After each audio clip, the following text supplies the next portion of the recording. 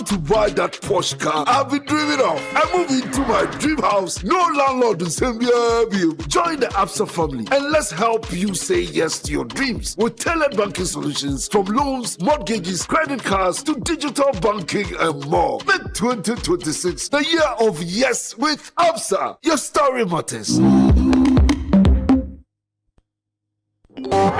You are listening to Citi 97.3 FM, the city's finest. There can be no other 97.3. No need to change. Keep it tuned to Citi. You're number one. Don't look no further. We've got it all covered. Citi FM. Good morning. Good morning. Good morning. Good morning. Good morning. Good morning, my neighbor. Good morning to life. Good morning.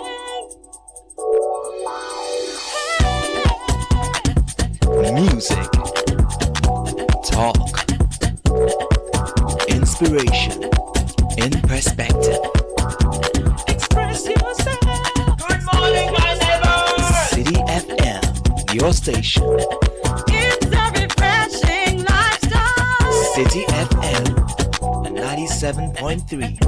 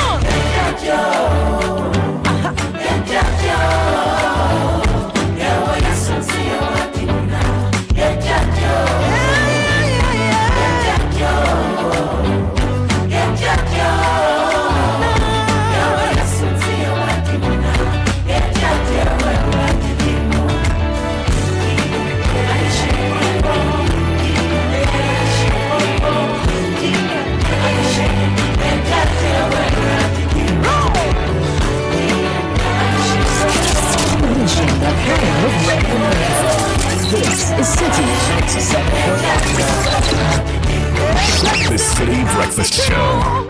Rise above the noise.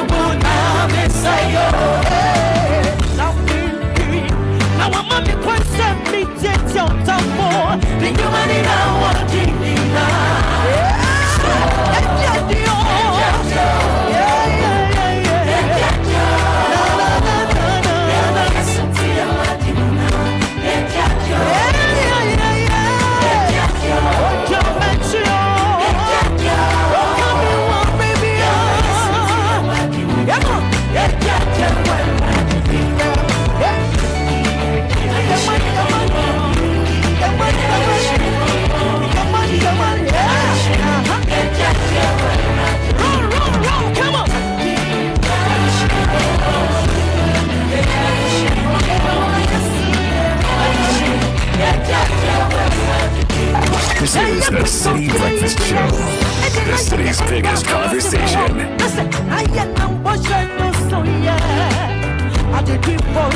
Oh,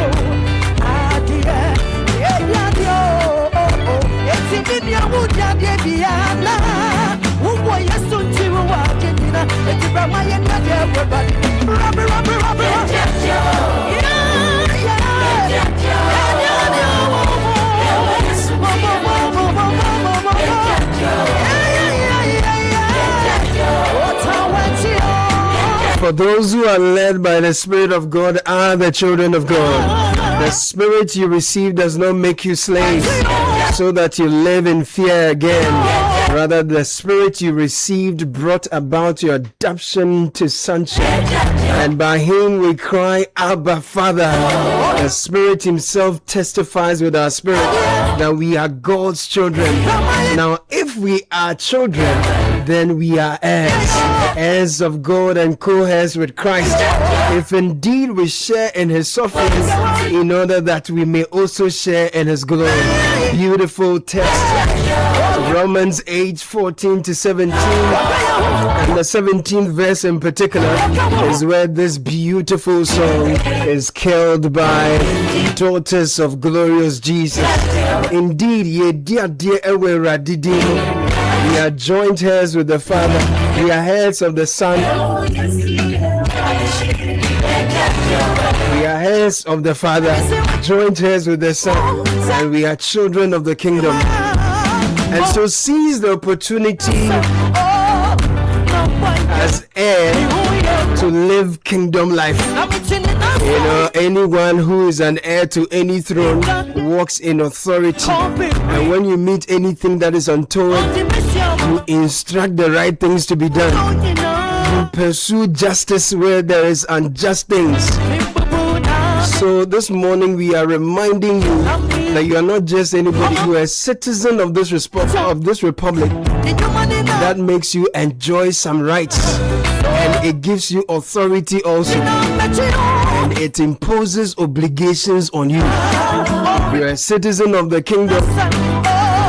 You partake in His suffering.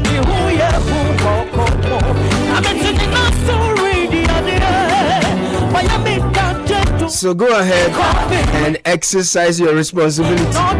Demonstrate your citizenship by doing the right thing. So dear, this particular one is featuring Empress. Yeah, it's from the upcoming album called Redigging the Old Wells.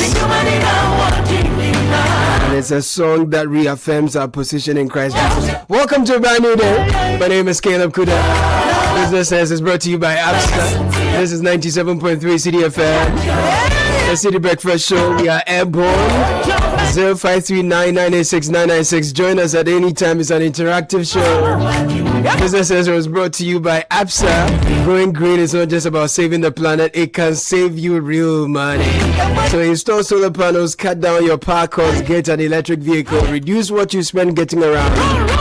Switch to energy efficient equipment, lower the cost of running your home or business, and the best part, ABSA Bank can help you finance all of it. The ABSA Green Finance Loan gives you what you need to make it happen. So walk into any of our branches, ask about the ABSA Green Finance Loan today. Say yes to a greener tomorrow. Terms and conditions apply. ABSA Bank reminds you to shine your eye to avoid being scammed. Your story matters, ABSA. And on this beautiful Friday morning, Richard Dela is in the studio in all his glory. Me, myself, and I. You, yourself, and I, in all your glory. No, drop a proverb for the money. You have to drop something. This one.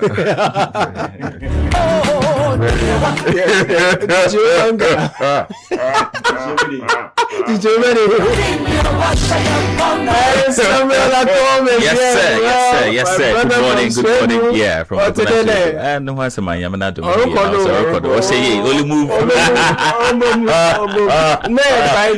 Friday. What's a Friday? One to be Brahima, men Friday. Brahima.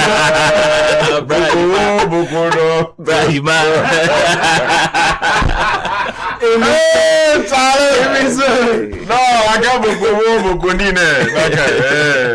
blind man. That's right. No, blind man be big man. But honestly, but the blind that man matter reminds me of some guy. Yeah. So some guy be like, oh, I was to send money to some, someone else, some other man to do something for me. Oh, so I go the phone top though, because I saved that. So two imams at the same company. Yes.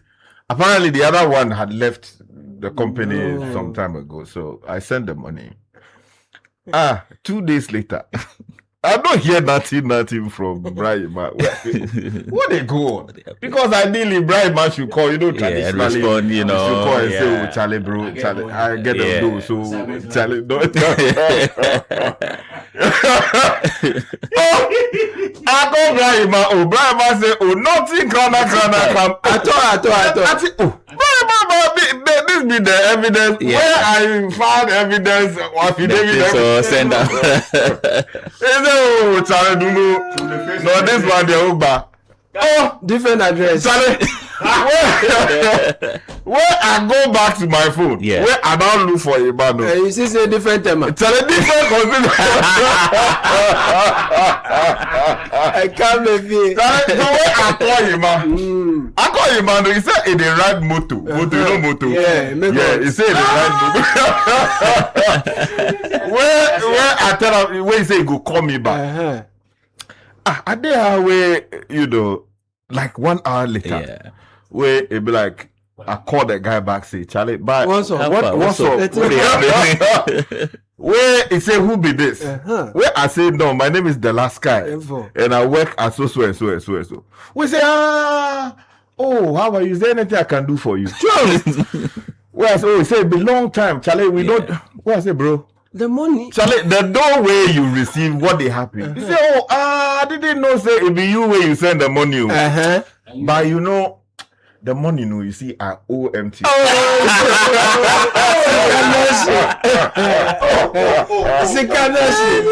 He said he owe MTN. So MTN chop the money. It be like the money I send them. Yeah.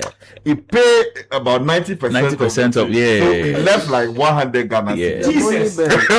Charlie. Charlie, as he day here, so it make hot, so you go fee pay that money. But the money self, Charlie, he thank me say I send him. It's what you say, King. Where I say, bro, under our laws, it is an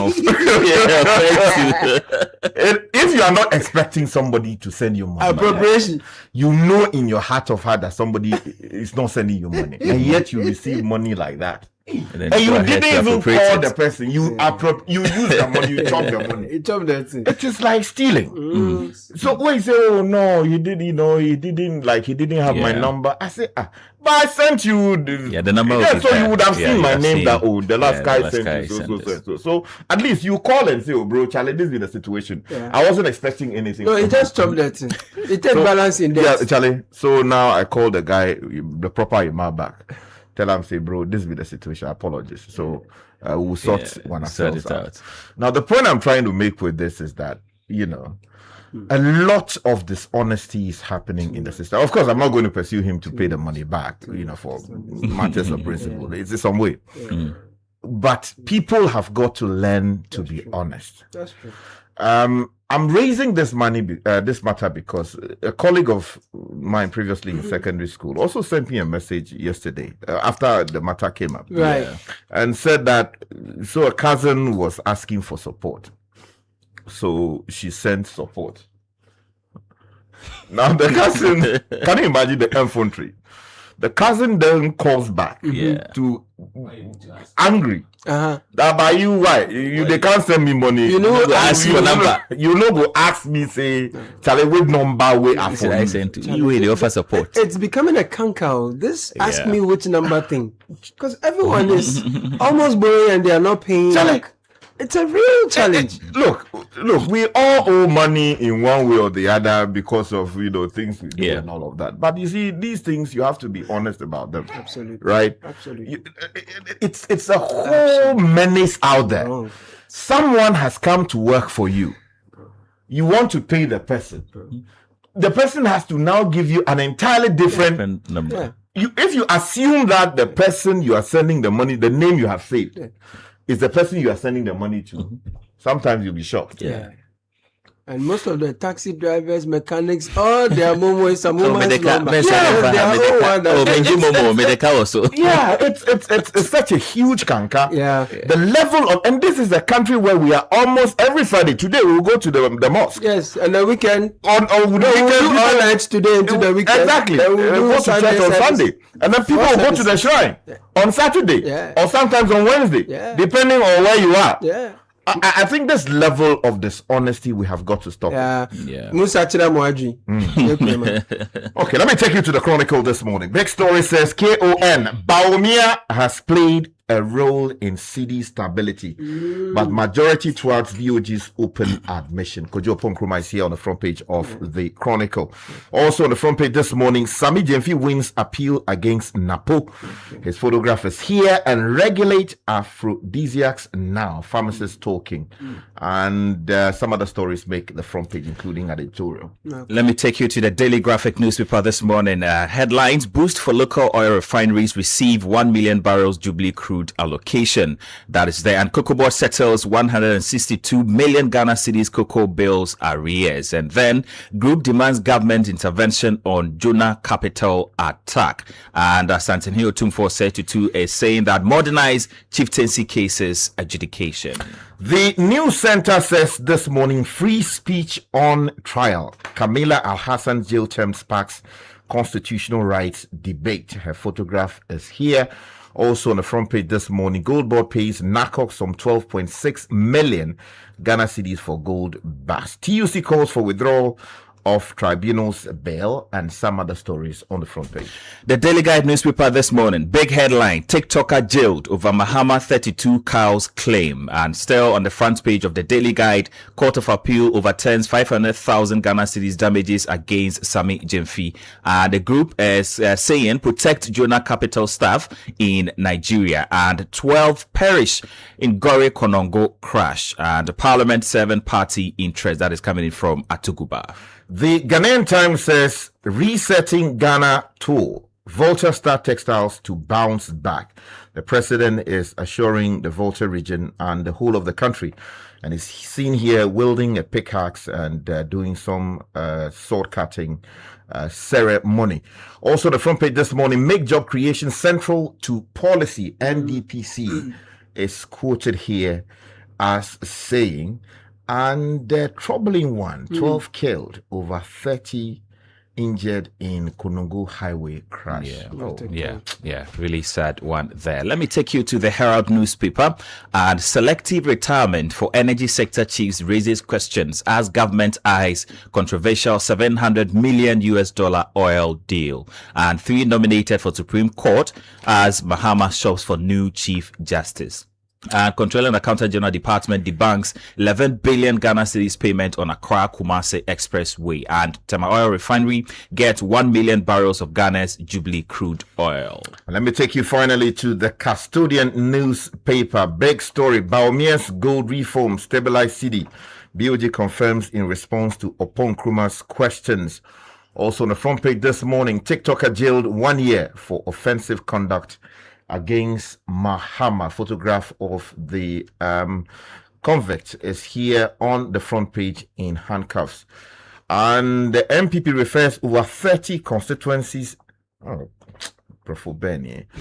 30 constituency disputes, not 30 constituencies disputes, to Electoral Affairs Committee, and some other stories, again, including the one TUC, that the TUC is calling for withdrawal of the tribunal's bill. Okay, let me end with a Ghanaian publisher. They also captured the TUC demanding withdrawal of tribunal bills, and also BOG validate Bawumia's gold reforms. That is coming in from Kojo Opo in Nkrumah. Still on the front page of the Ghanaian publisher, Sami Jemfi wins 500k defamation appeal, and court strikes out AG's application on Hanan's travel. No order to revoke.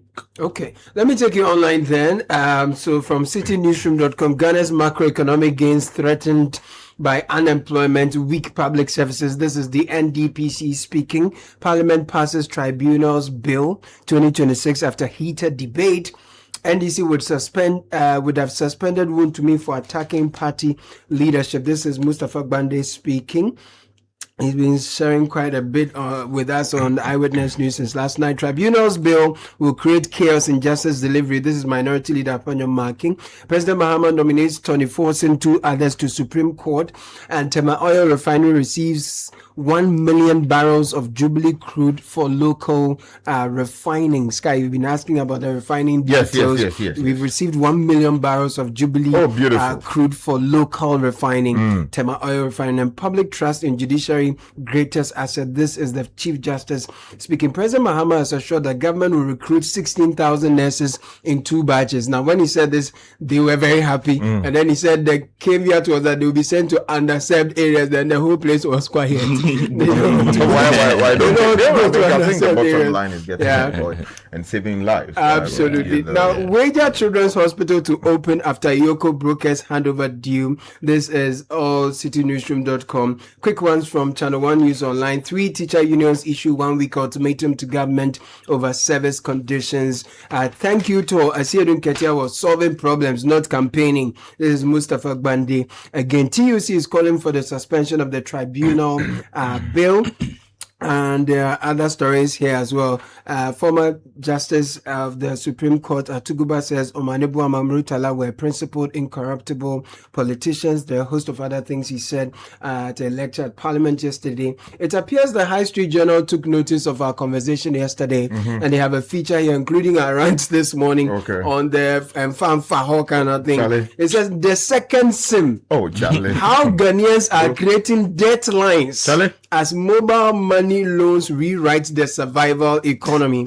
And Hafiz Tijani said, I should tell you, it is called debt restructuring.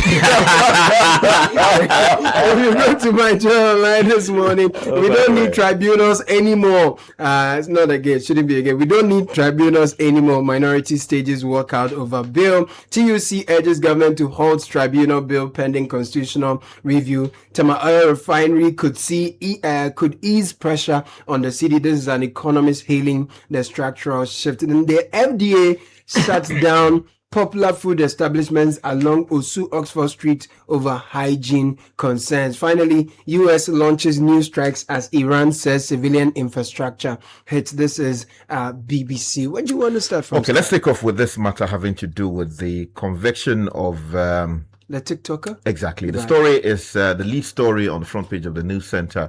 Details on page 2. And the story says that a 43-year-old TikToker has been sentenced to 1 year imprisonment with hard labor by a circuit court in Accra after pleading guilty to publishing offensive remarks about President John Dramani Mahama in a decision that has ignited fresh debate over freedom of expression, the use of criminal law to police speech, and the health of Ghana's constitutional democracy. Now, Kamila Hassan was convicted on a charge of offensive conduct conducive to breaches of the peace, with the court stating that the custodial sentence was intended to serve as a deterrent to others. Now, according to the prosecution, the Ghana Police Service intercepted a TikTok video, I'm not too sure about intercepted, in which Al-Hassan allegedly made abusive and derogatory comments about President Mahama. Now, the prosecution told the court that she described the president as, some very unprintable words were used, and further alleged that he had, all kinds of things. So the bottom line is that she is being prosecuted, and the court, on her own plea, according to the report, convicted her. What I would say is that this is an utterly irresponsible speech in many respects. Nobody, no Ghanaian, should say such things about the president of the republic, let alone any citizen of this country. It is completely unacceptable. And I don't know the kind of, if you like, bravado that people sometimes command to say things like this publicly. On record. In fact, you don't even have to say it privately because it is so wrong. Nobody should do that. But some are saying the judgment is an overreach. No, I'm coming there. But what I think is that look, government has got to exercise restraint. Because merely because a particular law is on the statute book doesn't mean that you should run to it every time, someone has been slandered or something very damaging has been said about a public official. That's right. No. We should show. I even believe that this particular provision should go. Similar to the other provisions dealing with, causing fear and false publication and all of that. Because if you feel genuinely that you have been defamed, there are civil remedies that can be pursued. I don't think that the state should be pursuing people for things that they have gone to say which turn out to be, false in one way or the other. Right. I think we should show a lot more restraint in the use of the prosecutorial powers of the state. But this is the outcome of the judiciary, though. No, it's irrelevant. The state prosecuted her. I mean, the court was sitting there somewhere, and the Attorney General Department through the police went and said, exactly. So, and prosecutorial, discretion matters in matters like this. Very well. Very well. Come talk to me. What do you want? Okay, I want to stay with the court because the Court of Appeal has overturned 500,000 Ghana cedis damages against Sami Gyamfi. Story in the Daily Guide, page 3. And the highlight of that, the Court of Appeal yesterday overturned the High Court judgment that found NDC's Sami Gyamfi liable for defaming former Energy Minister Dr. Matthew Opoku Prempeh. Now, the court in its decision reversed the 500,000 Ghana cedis awarded against Mr. Sami Gyamfi as general damages by the High Court in a case that started in 2019. Now, the appellate court in a unanimous decision held that a statement complained of in paragraph 14 of Dr. Opoku Prempeh's statement of claim was not defamatory and had not been proven to be false or malicious. I don't know if you have a court because the president has nominated 3 for Supreme Court. That story is captured in the Herald newspaper, page 5.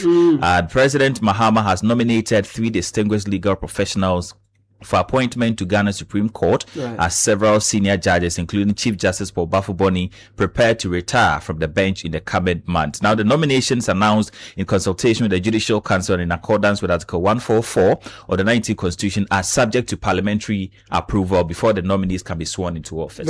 Okay, let's stay with matters having to do with law because yesterday Parliament passed the Public Tribunal Bill 2026. So quickly, Graphic Online has that story. Despite opposition by the Trades Union Congress and boycott by the minority, Parliament has passed the Public Tribunal Bill 2026 to establish a legal framework for the operation of tribunals in Ghana. Now, the object of the bill is to provide for the establishment, jurisdiction, composition, and operation of tribunals in accordance with the Constitution and to establish the Tribunal Oversight Committee. Now, it is also intended to strengthen access to justice, protect the rights of citizens, promote due process, and improve the efficient administration of justice, particularly in matters requiring specialized or expeditious determination. Meanwhile, the TUC, before the decision was made, held a press conference, and the details of that you find in the custodian, page 2. Now, the Trades Union Congress has called on the government to withdraw the Tribunals Bill 2026 and publish the full Constitution Review Committee report describing the current legislative approach as lacking transparency.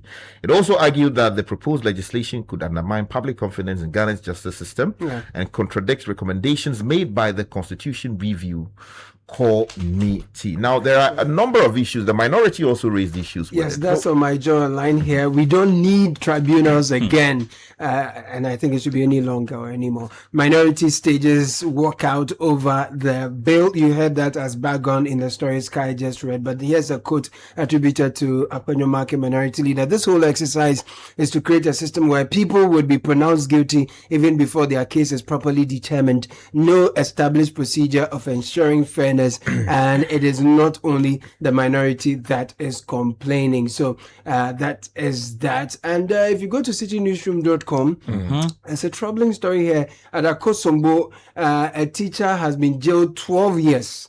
Good part is that he's been jailed 12 years. But the troubling part is that he defiled a 12-year-old pupil. So Isaac Apia QB writes that the Odumase Krobos Circuit Court has sentenced a 32-year-old teacher to 12 years imprisonment for defiling a 12-year-old pupil. Hondana Mensah was found guilty of defilement contrary to section 1012 of the Criminal Offences Act 1960, Act 29, as amended by section 18 of Act 554. The court, presided over by Justice Apiete Abeidu, convicted and sentenced the accused after the prosecution established the offence. Why are the brothers doing this kind of thing? They should. We need some serious. Honestly, we have to talk to the brothers. You can't be doing that. It's a difficult situation, and we need a lot more robust regime to deal with it, because what we currently have you see that in communities where some of these things happen, they treat it as house matter. Yeah. And sometimes it's happening between parents and their kids, relatives, exactly. uncles, and because people don't want to bring embarrassment in inverted commas to the family, they keep these things in the home. There is something fundamentally wrong that we have got to deal with. It's great that the courts have intervened and the gentleman, not the gentleman, the man, that's why has been prosecuted and then convicted and all of that. But beyond prosecution, conviction, and all of that, I think we need proper sort of measures in place to actually reduce this, and in cases where they have been hidden, expose them and deal with them. Now, guys, listen. The most you could be serving up to 25 years if you are found guilty of defilement, and the least is 5 years. That's 12 years is going to be there. So you have to be careful. So be careful. Don't do that. Meanwhile, I want to take you back to Parliament because I've just received a digital copy of the Informer newspaper, and the lead story says Asante Achim North cries for MP as constituents are left without a voice. The story, you find details on page 4 of the newspaper. And it says that the prolonged detention of the Asante Achim North Member of Parliament, Kwame Ohene Frimpong, has sparked growing concerns over the constituency's lack of representation in Parliament. Now, the lawmaker has been absent from Parliament since his arrest at the Schiphol airport in Amsterdam on May 8 over alleged money laundering and romance scam and related offences. His continued absence has ignited discussions over Article 97(1)(c) of the 1992 Constitution, which provides that an MP seat may be declared vacant after 15 consecutive sittings. I heard that back and forth between the majority leader and the minority side as well. I think this matter is settled when it comes to our constitutional law and also practices in the House. The man is still, properly speaking, a suspect or an accused person. And under our constitution, you are supposed to be deemed innocent until proven guilty. The courts in Amsterdam or the US have not yet convicted him. So the position is that we should continue to treat him as an innocent person until otherwise determined. It's happened in previous cases, including the Amwatun case, until he himself. Go on. Well, Samia Akom has a story on citynewsroom.com. I want to bring your attention to. Tamaoyo Refinery has received 1 million barrels of Jubilee crude for local refining, and the Tamaoyo Refinery has received 1 million barrels of Ghana's indigenous Jubilee medium sweet crude to boost its operations. The cargo transported aboard the vessel MT Apache arrived on Wednesday, July 15, 2026, marking a major step in the ongoing revitalization of the nation's only state-owned refinery. That's an exciting story. The other good news is that the Wager Children's Hospital will be open soon after Iyoko broke over agreement. So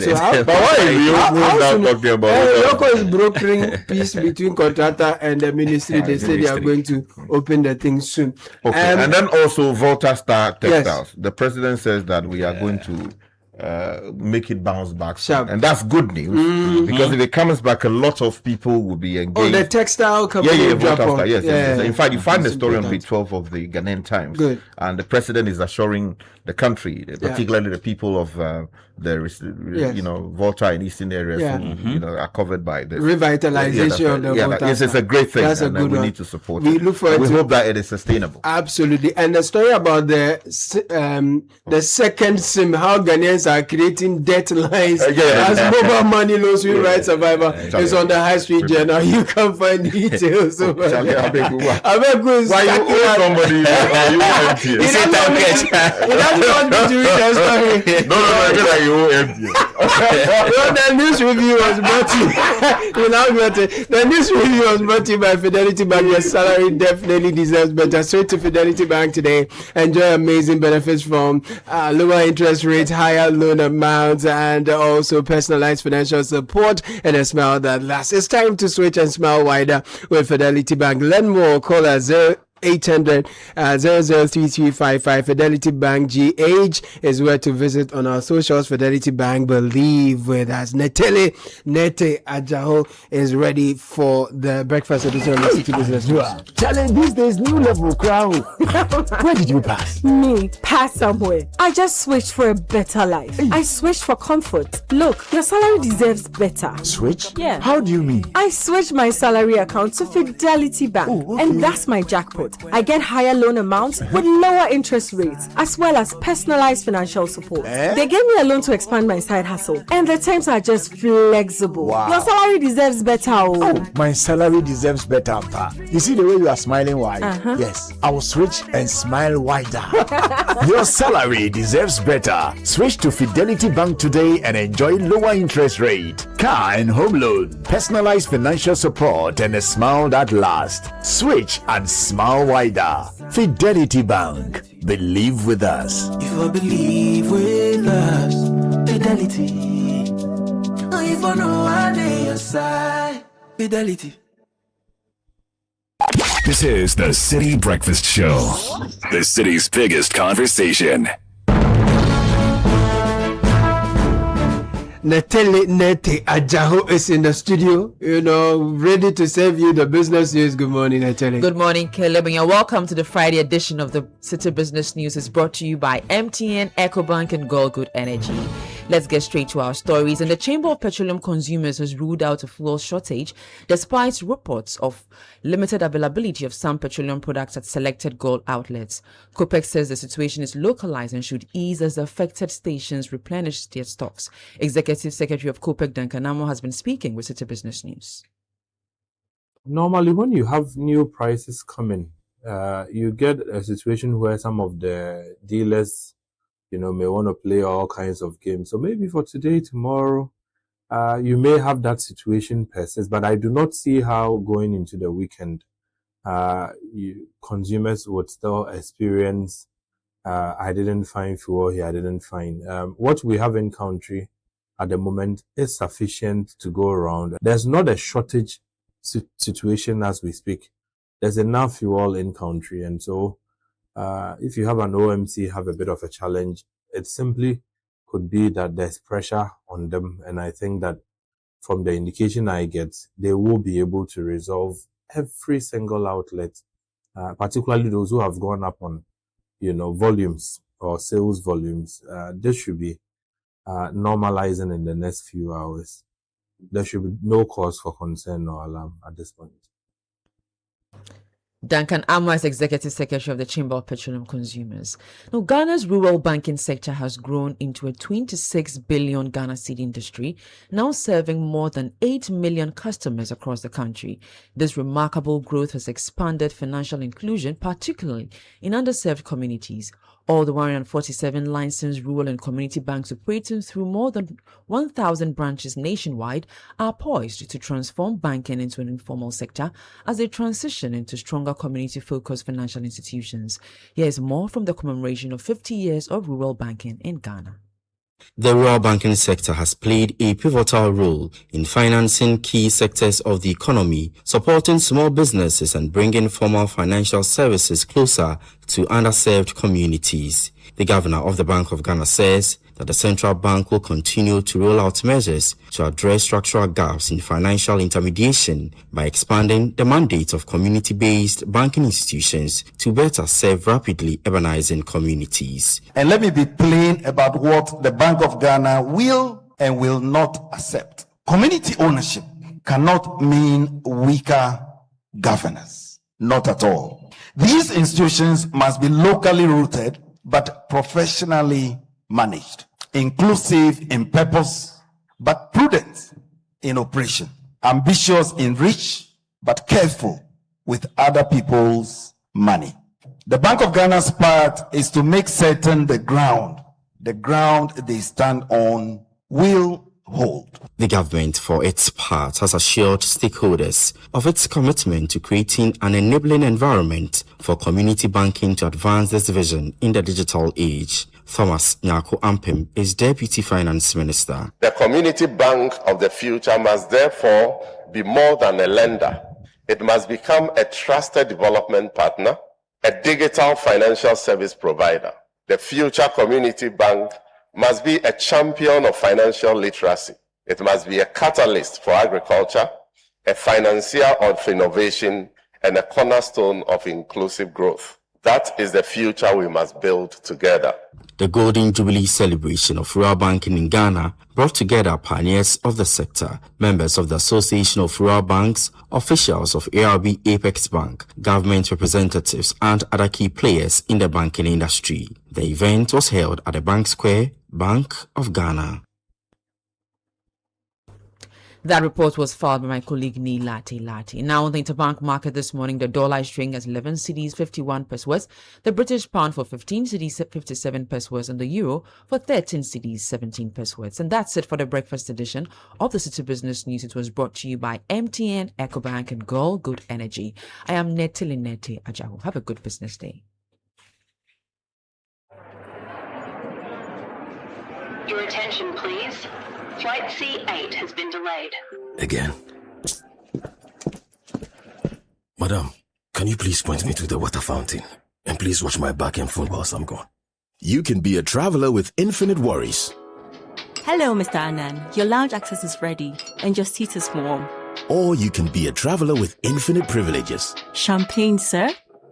Raging all the drink. Choose EcoBank's infinite privileges with an EcoBank Visa Infinite card. Access airport lounges worldwide, fast-track services, best-in-class daily limits, and enjoy other exclusive travel and lifestyle benefits. Infinite privileges await. EcoBank, the Pan-African Bank.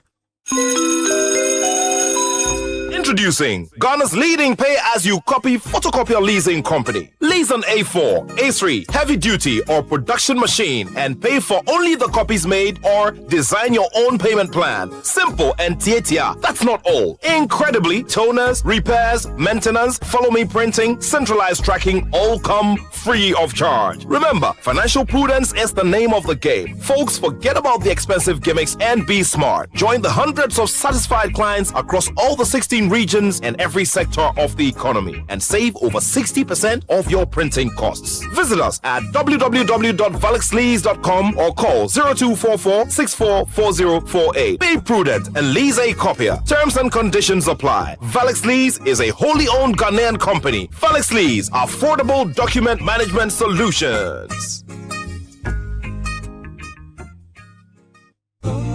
Enterprise Blue FM. Enterprise Blue FM, the bus. It's DJ E on Enterprise Blue FM. Guys, after the heavy rains this week, we are looking for the calmest person in Ghana. Who's the most chill person you know right now? Let's go.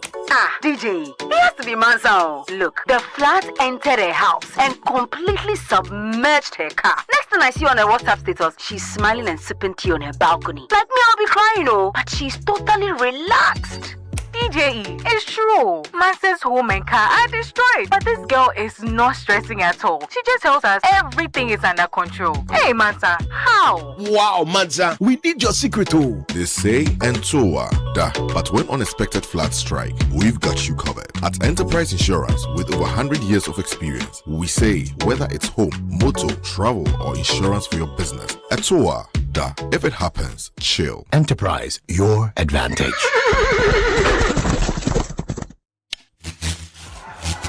The jamming never stops. The game never stops. The productivity never stops. The music never stops.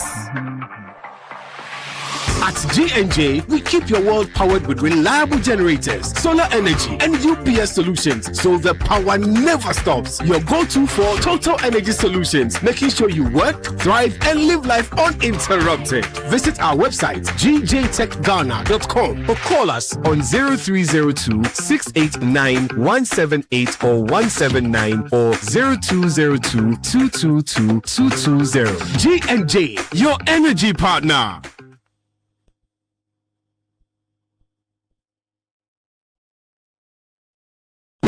The Citi Breakfast Show.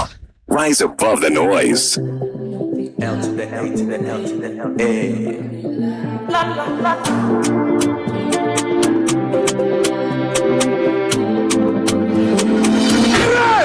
Help me make I know they talk much. wanna be concise. He want to accommodate. 9:07 Friday morning. We'll bring you part 2 of our special conversation with the Chief Executive of Margins ID Group, Moses Baden, exploring the journey of Margins Group as we look at themes of identity, data, and integration. Last week we brought you part 1 of Bernard's conversation with the Ebusia Payne, Moses Baden. We'll bring you part 2 of that exciting conversation. Look forward to that. But business news was brought to you by EcoBank, MTN, and Guel. If you're looking for quality fuel that gives your engine smooth performance, please look no further. Guel Super XP of premium quality gives you the correct choice when buying regular fuel. So just go fuel up your vehicle and enjoy the smooth ride with all the benefits. As you journey the road, look out for Guel stations and fuel up your vehicle with quality you can trust. Guel Super XP, so feeling Ube feeling Guel good energy. Do you know how money really moves in Ghana? See, at EcoBank, we know it doesn't just move on payday but every day.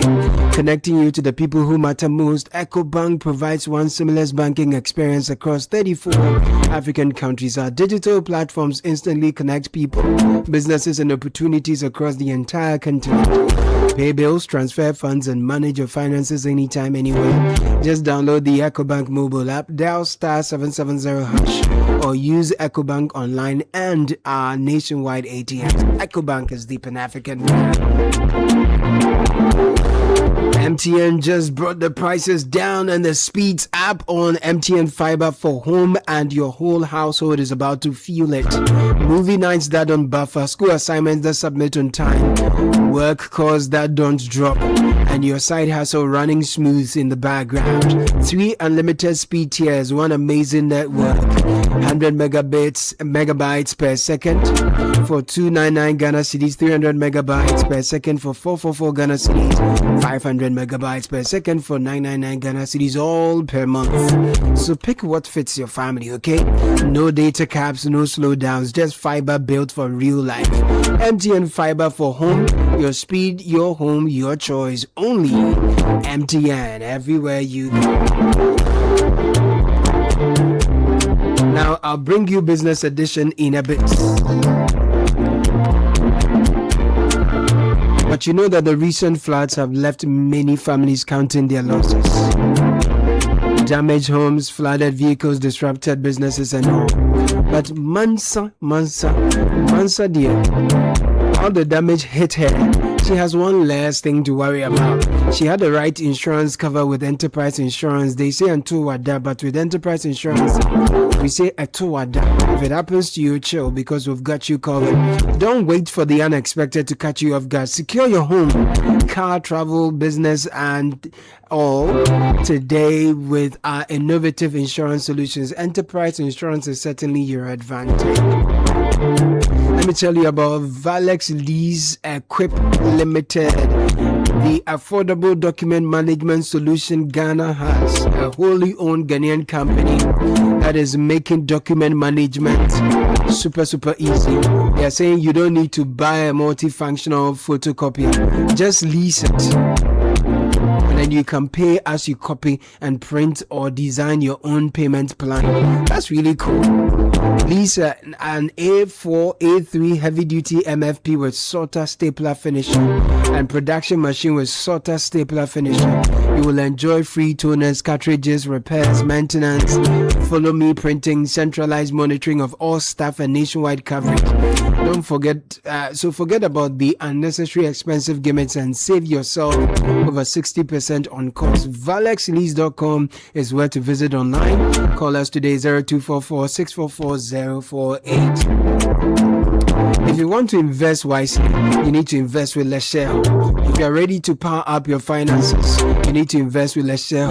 If you want to unlock your path to financial freedom, please talk to Lesheho now. Call them on 0302-208-333. They have what they call the Lesheho Fixed Deposit Solution, and it is tailor-made. You are making your own money work for you. Join the investment revolution with our fixed deposit solution and take charge of your financial future. Let's get into business edition now, shall we?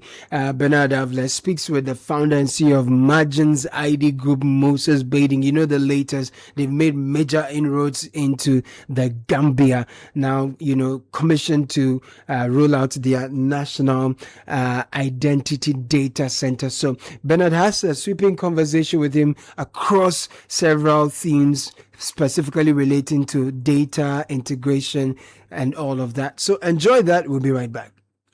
This is the Citi Breakfast Show, the city's biggest conversation.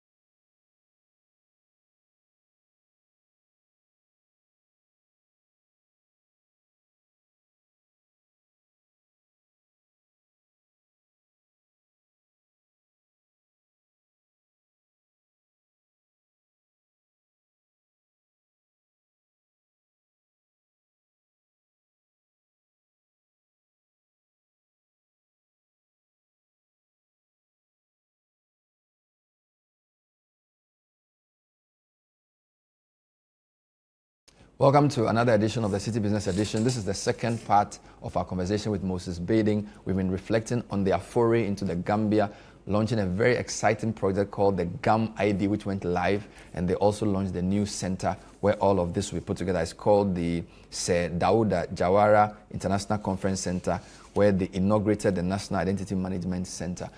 He will be telling us how the National ID system of Gambia will be the basis for their economic development, and why PPPs are critical, even though they are complex, for solving some of the difficult challenges African countries face.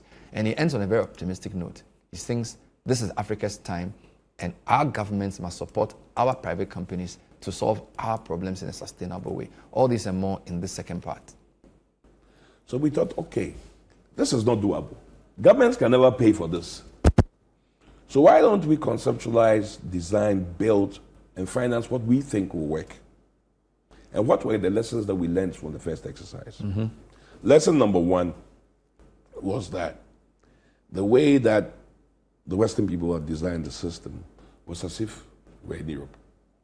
So you go collect the data from people, you come back, you come and deduplicate. Where deduplicate means you remove the duplicates using biometrics. You print the cards, and you will go back to find the people to and give it to them, send it to their home addresses. But here, you don't know where the people live. If you go behind the river, somewhere in the water region, you won't find the guy. Go and register an iron farmer or someone who is heading cattle. You take his information, you print a card. If you are looking for him, the cost of finding him to give him the card is 10 times that. It's never going to work, right? But we understood technology because we've been in this ID world for 37 years now, right? I mean, I actually started in 89, but the company was registered in 90. So you say that I've been in the ID world for 37 years. Wow. So I thought, this thing of going to collect this information and taking it, it's never going to work. Every project will end in failure. Mm-hmm. Central issuance is not the action. We have to find a way to collect the information. We have to be able to deduplicate it in real time. The idea deduplicate means that once I'm taking your fingerprints, I'm comparing on the database to make sure you don't exist. Come back and give you a unique number, right? Have the legal identity determine where you are, and issue the card within 45 minutes. Same place? Same place, wherever you are in the world. People say, oh, you're crazy, it won't work. I said, why not? It should work. Because, I have an understanding of all the technology. So now, to conceptualize means to re-look at the technology and say, okay, how do we get this result? And it helps because I'm also a lawyer. And how do we get the legal processes and all that done instantly? And I was lucky that at that time we had a very enlightened board of NIA, chaired by Larry Ajiti. And I said, this is not going to work. This is why. This is how you have to do it. And he said, wow, but are you sure it will work? I said, yeah, it will. So, well, NIA has no money. So we can't give you money to go on this crazy experiment. If you think it will work, are you able to finance it? I say, yeah, I can conceptualize, I can design, I can build, I can finance, I can operate it. He says, well, on condition that government doesn't put any money in it. You can conceptualize, design, build, finance it, run a pilot to the foreigners. If it doesn't work, government has no... I said, okay, it will work. Because you see, confidence comes from knowing. Mm-hmm. You can't just get up and be confident. Business doesn't work like that. Risk is mitigated through knowledge and risk mitigation mechanisms, properly priced, proper feasibility, proper technical proposal, proper people, persons and systems behind it. And then you know that it's bankable. You see, a project has to be bankable. Where bankable means that you write a feasibility that bank says, well, this is properly done. We can put money in it. And this is knowledge. It's not because somebody knows you, right? So we conceptualized, design, build, finance, and operated the foreign identity system in the NIA with the first mass instant issuance, maybe in the world. And then it worked. But we financed everything. And we took a risk. Of course, in a PPP, you have basically the main principle is it's a division of risk. You know, you give the party best placed the risk that they can manage. That's the core of any PPP contract. So the government is in charge of regulation, enforcement, data privacy, and so on. And we are in charge of ensuring that the technical system works according to the service level agreement that we've done. We're basically the exclusive technical and commercial partner of the government for the period, making sure that whatever model we put up is sustainable. But the government also has to do some things. And when the government doesn't do those things, for whatever reason, you have a risk. So how do you mitigate that risk in order to make it sustainable? That's really what we're talking about. So we did that. It's been running for 14 years now. Wow. Of course, the risks materialized. The government didn't do some things because governments change and there are issues. Some are, were risks that we identified. But because we were able to mitigate them within a contract, the contract hasn't stopped. Even though for 10 years we made no money. But we were able to prove this instant issuance model. That then extended when the MPP came to government in 2017, they looked at all that as, look, there are three things we can do. We can scrap these margins things and start over. Or we can look at it and see whether it's good for money. And, Nado did a good job by setting up actual committees. Instead of saying, oh, this was in the previous government. So, actual committees to go and look at what's on the ground and come up with a legal and technical and financial appraisal of what we're doing. And we're also lucky to have Amarteifio at that time, very straightforward. And, to look at it, okay, fine. We will look at all this. The best option is continue margins. Let them expand what they're doing because they can deliver, And because I think that decision was not made on a partisan basis, you see the results. It's continued. It's continued. I remember having a conversation with the president directly. He's saying, oh, what I like is that you're a Ghanaian company. So you've crossed this bridge of partisan. So now you're a Ghanaian company providing a solution for Ghana. What we want to exhibit is competence. Correct. Right. Competence without color. I mean, we have about 1,000 people working in the group. Who knows which party they support? It's not relevant. What I need from them is for them to be able to execute the job description that they have to a global level. Let's come back to the Gambia. What will such a thing mean? You've done two things there. GAM ID is gone live. You've also built this center that will sort of bring everything together. You've said that ID is critical as a basis for a digital economy. So explain to us what this foundation you are laying in that country would mean for the various possibilities of economic development. Okay. When you go into the digital world, we're both material and now we become digital. You're speaking physically. But there are several versions, digital versions of you. Right? One is your Ghana card, it's a digital version of you. You have a bank account that you can access digitally. You have so many other services that in the past, you'd have used physical means to satisfy your needs for those services. Today, you do most of them digitally, right? So if increasingly the value chain for every service and every product. If you take inventory, you got something like Amazon, you can order, it comes to your house, you don't have to go anywhere. If you take money, you got mobile money, you got transfers, you can open an account at ABSA right now, transfer money to me, pay your bills, whatever. If you need government services, you can go online, pay, book an appointment, go and see. If you can do all this digitally, what is the basis of how you're able to do that? The trust that I am the right person. Exactly. That you are Bernard Avle, that we have established your legal identity, which is sanctioned by the state, in this case NIA.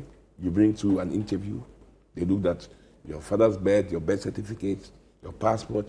If you didn't have that, they've gone through another process to establish your legal identity.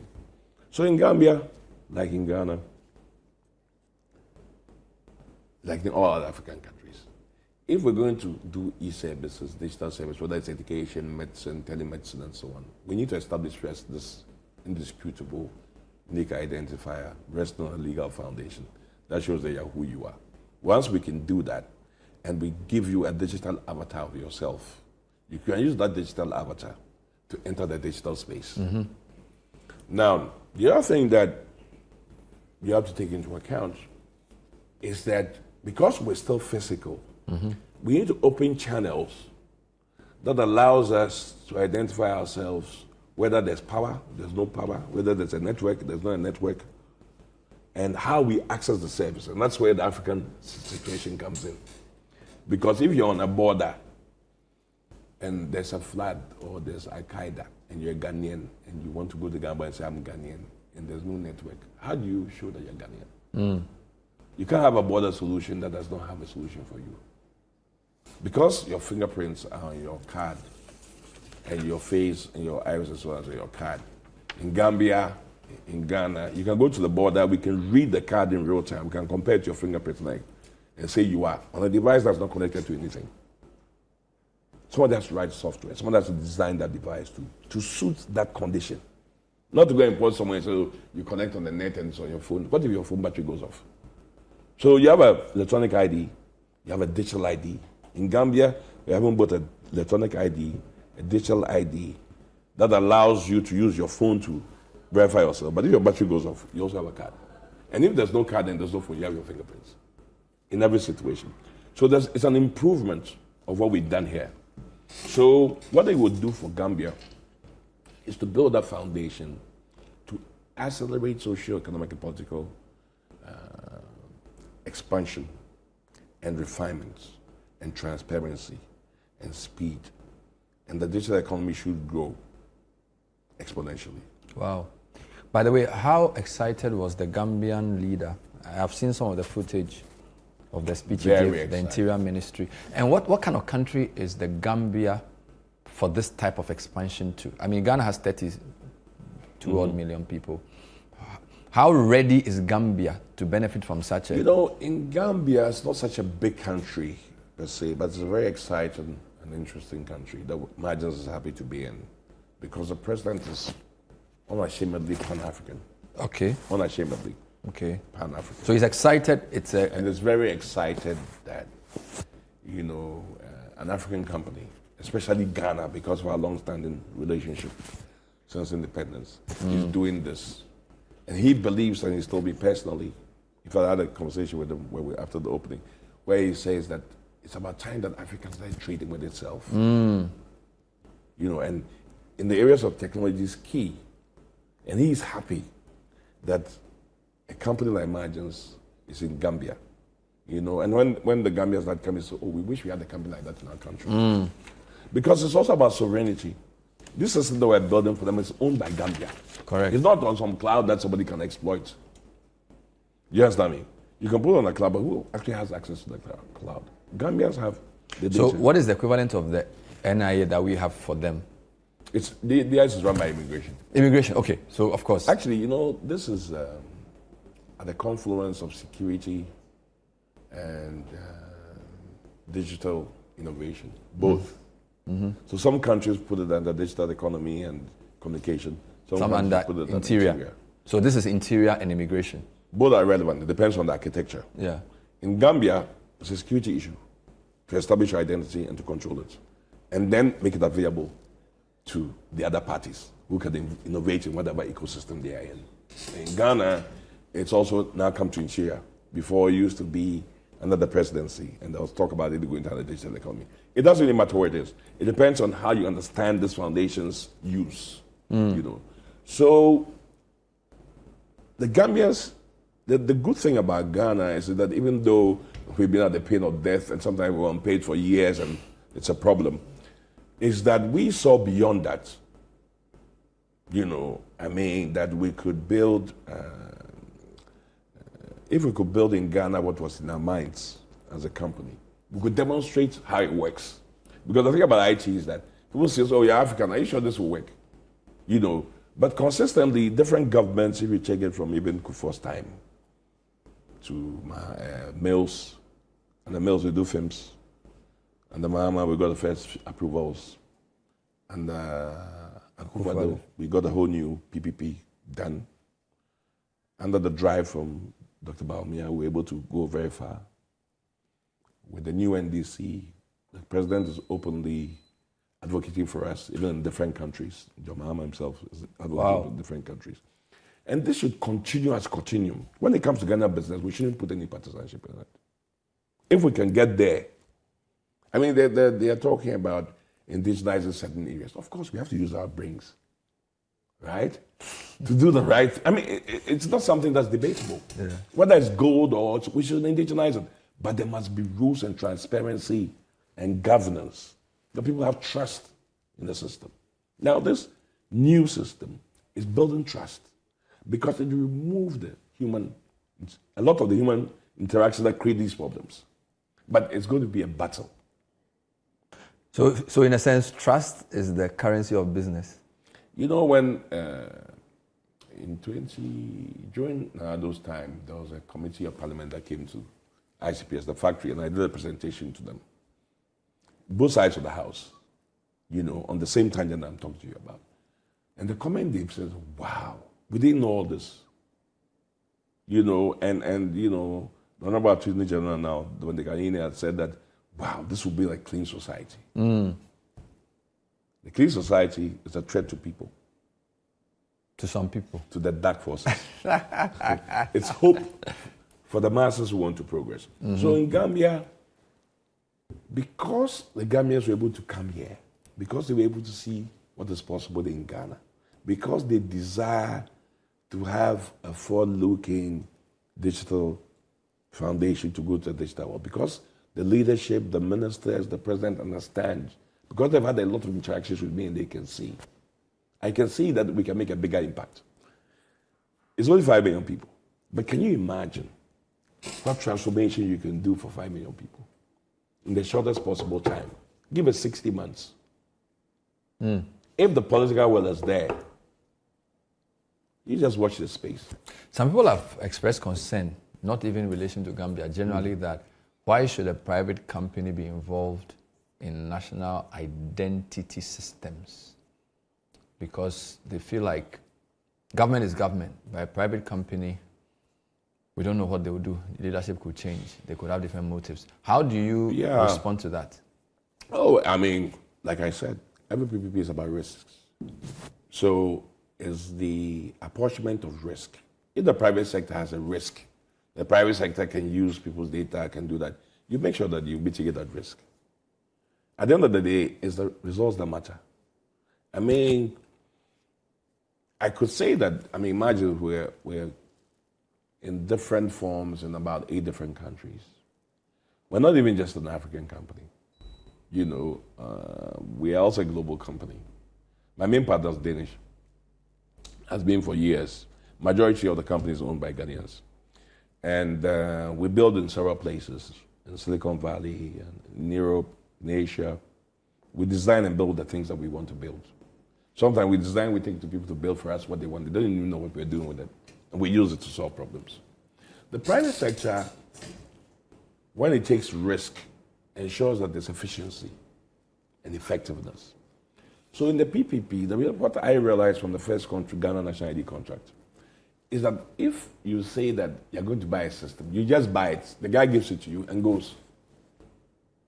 If it doesn't work, your risk is high. in this case, the government is actively participating with us in a joint cooperation of the system. And if it doesn't work, the private sector loses money. Government doesn't pay. So there's no way that government can lose money because you only get paid when you have the output. In the Gambia, everything that is being financed upfront. When I say we are financing, people say, oh, you have a lot of money. No, we don't have a lot of money. We have credibility in order to raise a lot of money. Do you get me? Yeah. The whole system of the Gambia is financed 100% by us. But it's backed by banks and suppliers credit, who have worked with us for over 37 years, who understand what we can do and trust that what we can do is bankable. And it's structured in a proper contract with risk mitigation and also protections.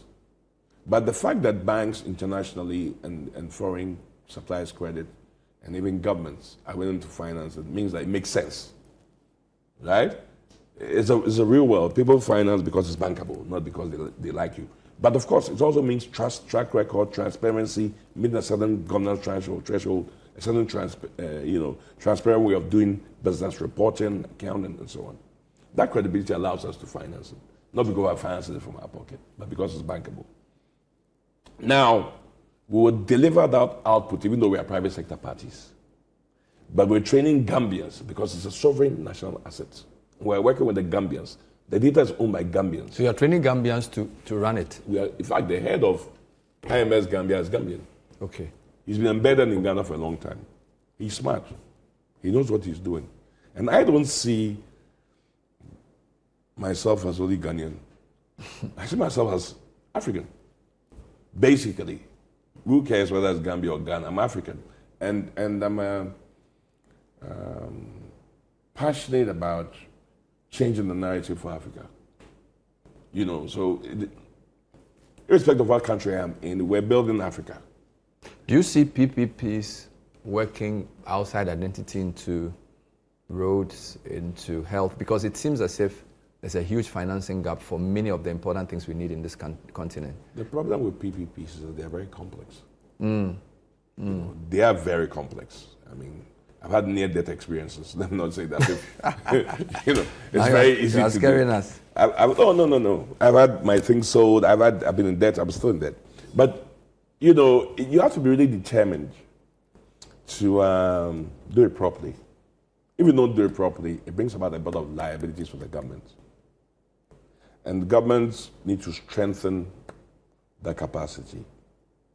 Because really, if we weren't Ghanaian, we'd have sued the government a long time ago for a lot of things. That's why it's also important. Because we are African, we have a certain flexibility that we put to the problems, and we understand where the problems are coming from. You have patience too. No, you have to have patience. And it's not personal. If the government is not paying you, sometimes it's not personal. It's because there are difficulties. So when you structure the PPP, you have to take all this as realities, or not what they tell you in MBA class. That's theory. A lot of the unwritten rules of business are not written. Like you go and the man has gone for a funeral, they say that your check is somewhere. If you didn't take a donation, he's not paying you. These are real things. How do you get out of that? So we have to have a certain pragmatic understanding of the environment that we're working in. And be able to balance those pragmatic things with the boundaries that we have in doing business. Let me end by asking you, what next? So you're on Gambia project is developing.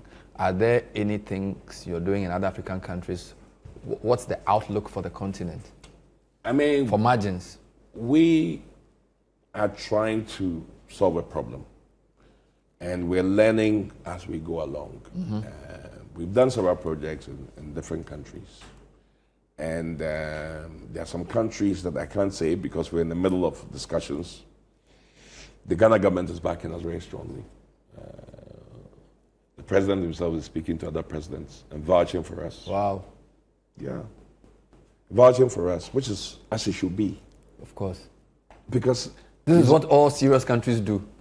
I mean, when it comes to us, right through all governments, we've had support. Sometimes there'll be an initial misunderstanding or misconception.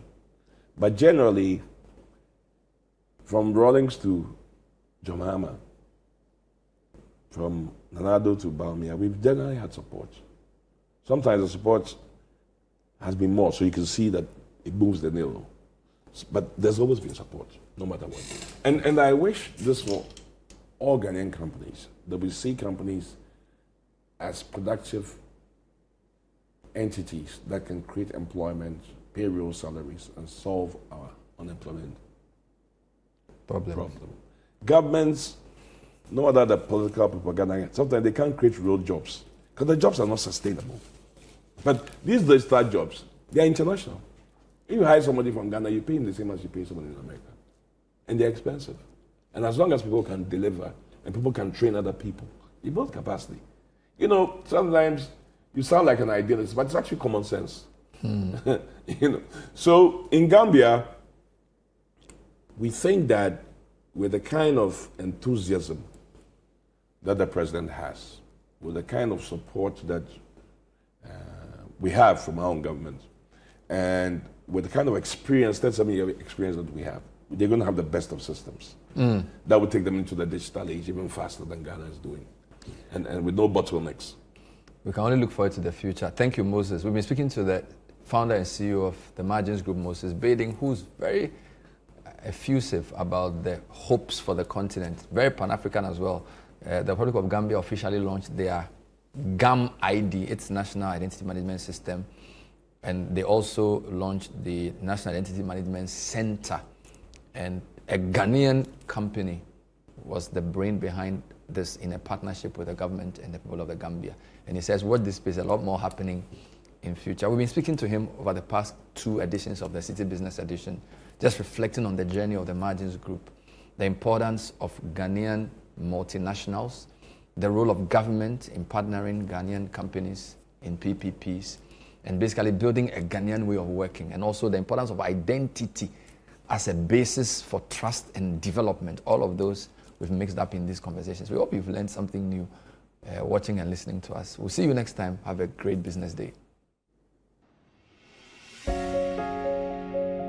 I wish to welcome you to the launch of the National Identity Management Systems project, delivering the new ID card and other related documents. It's been a very long road. Public-private partnerships like myself are quite complicated things. And it's quite satisfying that today we actualize the dream that we've been pursuing since we won this tender about 2.5 years ago. It has been proven that having this digital infrastructure that connects citizens to government services and e-commerce services can have a significant impact on the growth of GDP of all countries, and especially in Africa. With this digital platform, Africa can escape the legacy systems of the previous revolutions that we have missed and allow us to accelerate as modern nations into the new world without any hindrances. We at My Design Group are happy to join the government of Ghana and the President of Gambia to conceptualize, to design, to finance, and to cooperate such a fantastic system that will lead us into the best. It's not simply a digital ID card. A digital ID is a secure, trusted representation of an individual enhanced by the integration of biometrics that enables government systems to identify, authenticate, and verify people electronically across different services. It allows citizens and residents to establish their identity once and securely use that trusted identity across authorized government services. Following the go-live date on Monday, 29 June 2026, I became the first Ghanaian enrolled on our new National Identity Management System.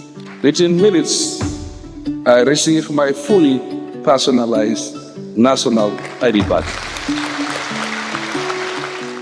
We are here today to launch the system to provide every Ghanaian with a similar secure, trusted, and verified identity.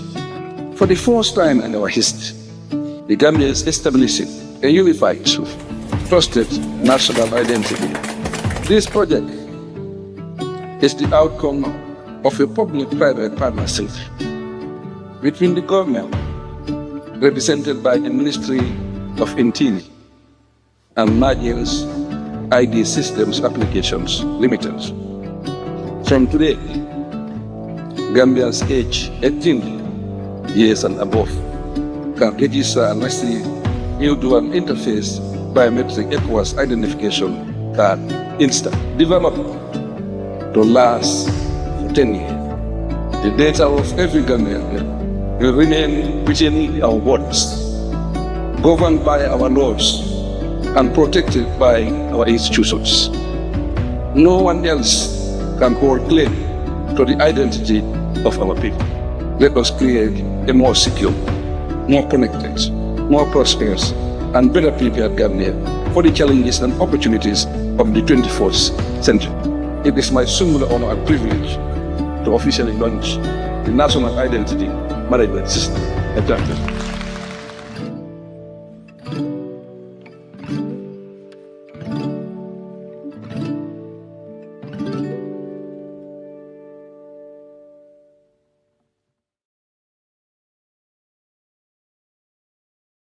Conversation. We are young entrepreneurs. We're vibrant and we make the trends. When we run sales promos, it literally sells out because we know what's hot and what's not. So when it comes to business, let's show you how we clock it with Telecel Boss Plan. Telecel Boss Plan is here for young entrepreneurs, CEOs, and bosses like you. Whether you're building your hustle or running the whole show, Telecel Boss Plan gives you everything you need to stay on top. Digital marketing tool for your SMS campaigns, data for days, and all the vibes to keep your business tight. Simply dial *5959# or *700# to choose your Telecel Boss Plan package and grow your business like a boss. Telecel, connecting energies.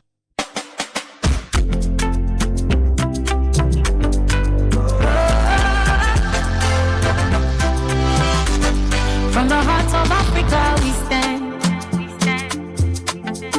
building dreams across the land.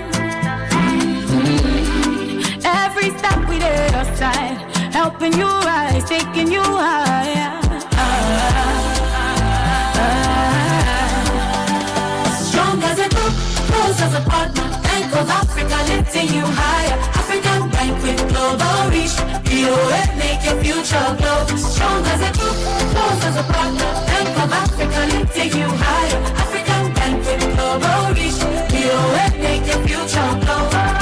BOA, we gon' there for you night and day. Strong as a group, close as a partner. Bank of Africa lifting you higher. Careful, Charlie. Turn up small, make it pass the door. Yes, like that. Yo, my guy, what happened? Hey, you get new TV. Charlie, major upgrade for the tournament season. Oh, this your TV there. The only way I go watch matches for your house. Oh, how much you buy them? I don't buy them. I win them from the Samsung Win Big promo. Hey, you make serious? How? Simple. I buy my Samsung Galaxy phone from an authorized dealer. Where I visit www.samsung.txtghana.com. Where I enter my details to enter the draw. Then boom, I win this 85-inch Samsung TV. Charlie, way more prices today. Galaxy phones, tablets, watches, fridges, washing machines, and more every week. Then I go buy Samsung with that. This promo is on from now till July 3rd. Buy a Samsung Galaxy device and stand a chance to win exciting Samsung prizes every week. This promo is regulated by the NLA on the Carters Lottery platform. Terms and conditions apply.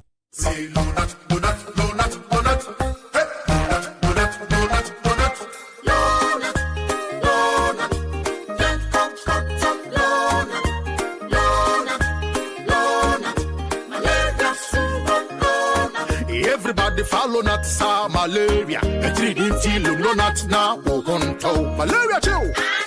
Popo. What will it do? I want the no not. A dabaco. No not. A damiano. No not. A damiansa. No not. No not. Scatter malaria. No coconut, it dey scatter malaria. A quality product from Blaze GVS Pharma. Yen shishemu hu se malaria wa wumujam ansana wanum lona. Na nam yen search na malaria no daso wo ho a ko hu dokota. This advert is FDA approved. Keep out of reach of children and report all side effects of this medicine to your healthcare provider or to the FDA using the Med Safety app. Imagine a life where every moment brings you closer to the life you've always wanted. A life where you can give yourself more time to celebrate, more memories with loved ones, more freedom to explore, and more family time. Simply put, a life where you can give yourself more. With G-Money, setting and tracking your financial goals is easier than ever, helping you stay in control of your finances while living on your terms. Make instant payments to keep celebration seamless, top up airtime in a tap, stay connected on every journey, receive remittances straight into your wallet, and effortlessly manage finances to keep time with loved ones and important things sacred.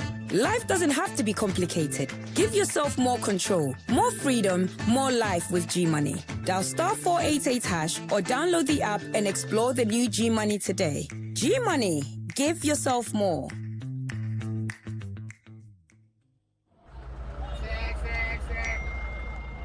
Charlie, notifications. Oh, hey, you make hot pass. Charlie, some small momo loan where I take.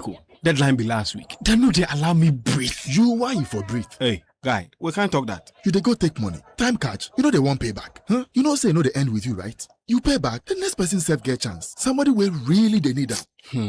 I never see him like that before. Make I do him now. And done. That's how it's supposed to be. You be the dog. Yeah, I mean that. Responsible borrowing be the real flexo for today's needs and tomorrow's dreams. Borrow, sort out, pay back. No more day.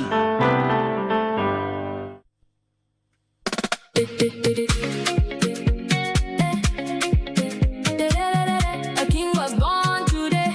Is that how you go celebrate? You say you love the man, but show working, my sister. Open your cow bank up and credit his account. Life simplified. Every single day, open your cow bank up and credit his account. Cow bank, make come easy, Charlie. Life simplify all the way. If you love your man, show work, not only talking plenty on his birthday. A king was born today. What can he do with that? Give him fuel, give him vibes, give him cow bank cash, just like that. With your cow bank app, you send money by airtime, pay bills in seconds. Wherever you get, Cowbank make your life simplified. Cowbank, forward together. Join the conversation on the Citi Breakfast Show on Facebook at facebook.com/Citi97.3, Twitter at twitter.com/Citi973, and Instagram at instagram.com/Citi973 with the hashtag CitiCBS.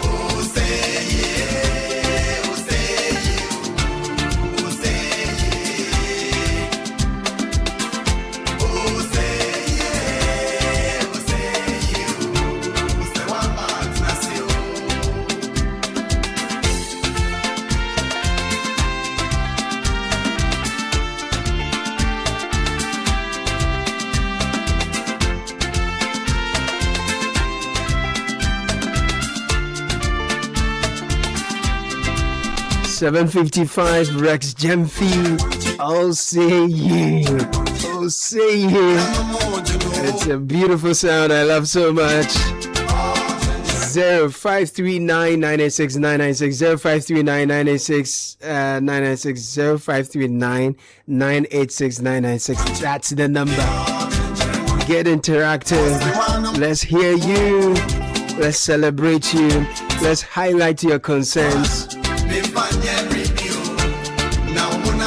Because you're always the center of our show. Great conversations, great music.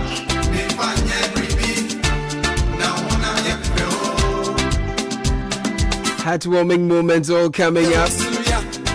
Plus opportunities like this one from Sapient and Vision, proud subsidiary of Innovari, inviting you, board risk committee members, excos, CEOs, managers, and risk professionals to the 9th edition of Risk Summit Africa. The theme is Global Risks, Local Impacts, Building Strong Systems and Institutions for a Resilient Future. We're doing this from the 29th to the 30th of this month at Crown Forest Hotel, 8 a.m. each day. It's an elite executive offsite summit featuring impactful conversations, meaningful networking, and intentional downtime to recharge. Delegate packages include $16,000 for the full accommodation, all-inclusive summit experience, and 11,000 Ghana cedis for summit participation only, exclusive of accommodation. Our sponsors: Stanbic Bank, Kite Consultant Limited, Innovari, Cyber Assure, and Sis Assure. To sponsor or register, visit risksummitafrica.com. Call us 0540-668-414. And if you're an importer or an exporter, here's a great opportunity for you, especially if you're looking to improve your global trade experience. We know trade financing comes with its complexities, but at CBG, we believe that doing business should always be hassle-free. With CBG's Trade Solutions, your trade financing challenges will be an issue of the past. Take advantage of our trade solutions and expand your international trade transactions while building a good credit history. 0302-216-000. Talk to us at cbg.com.ga. That's our email. Oh yeah. And visit any of our social media handles on Facebook, Instagram, X. Terms and conditions apply. CBG, we definitely stand with you. One for you, one for me. It's feeding time. Yum Vita infant cereal with milk is making feeding time easy. Enriched with 16 essential vitamins and minerals, you only need to add previously boiled water. 3 exciting variants: wheat, rice, maize, for an amazing price of 5 Ghana cedis, 50 pesos. This is real value for money, affordable, nutritious, and convenient. Yum Vita, good nutrition for a strong start. Now let's talk about salt. What can we do without salt? Salt is great, and Pambro salt is even better. From the stables of Pambro Salt Industries Limited, we've been in existence since 1958. This is a year after Ghana won its independence. No, penny to penny. We're introducing our latest product, guys. Pambro's refined iodized salt is now available in 25G and 500G sachets. Just a pinch of Pambro's refined iodized salt brings out the taste of the food. Pambro's refined iodized salt is available in all major markets, supermarkets, and local provision shops nationwide. 0266-823-589. That's the number. Call us now, because Pambro's iodized salt, dear, kitwe bi peti adiemu.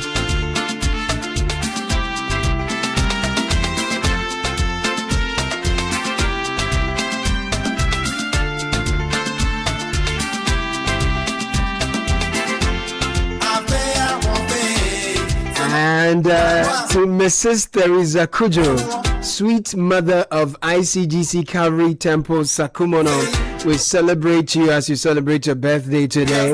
May goodness and mercies be your portion.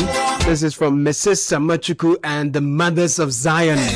Mothers of Zion. To Mrs. Teresa Kujo, sweet mother of ICGC Calvary Temple Sakumono, we celebrate you. Happy birthday to Her Excellency Professor Margaret Ivy Amwako Hinejan. Former member of the Council of State, former High Commissioner to Canada, and a former lecturer at the University of Ghana School of Information and Communication Studies. We definitely experienced you in our time at Radio Universe. Happy birthday, Your Excellency, Professor Margaret Ivy Amwako Hinejan. We celebrate you. From all your children home and abroad, the message is simple, and it is that we love you. Good morning, Bernardino. Wish my wife, Helen Roberta Day of Coco Clinic, happy birthday. Wishing her good health and the very best in the years ahead. From Divine, your husband.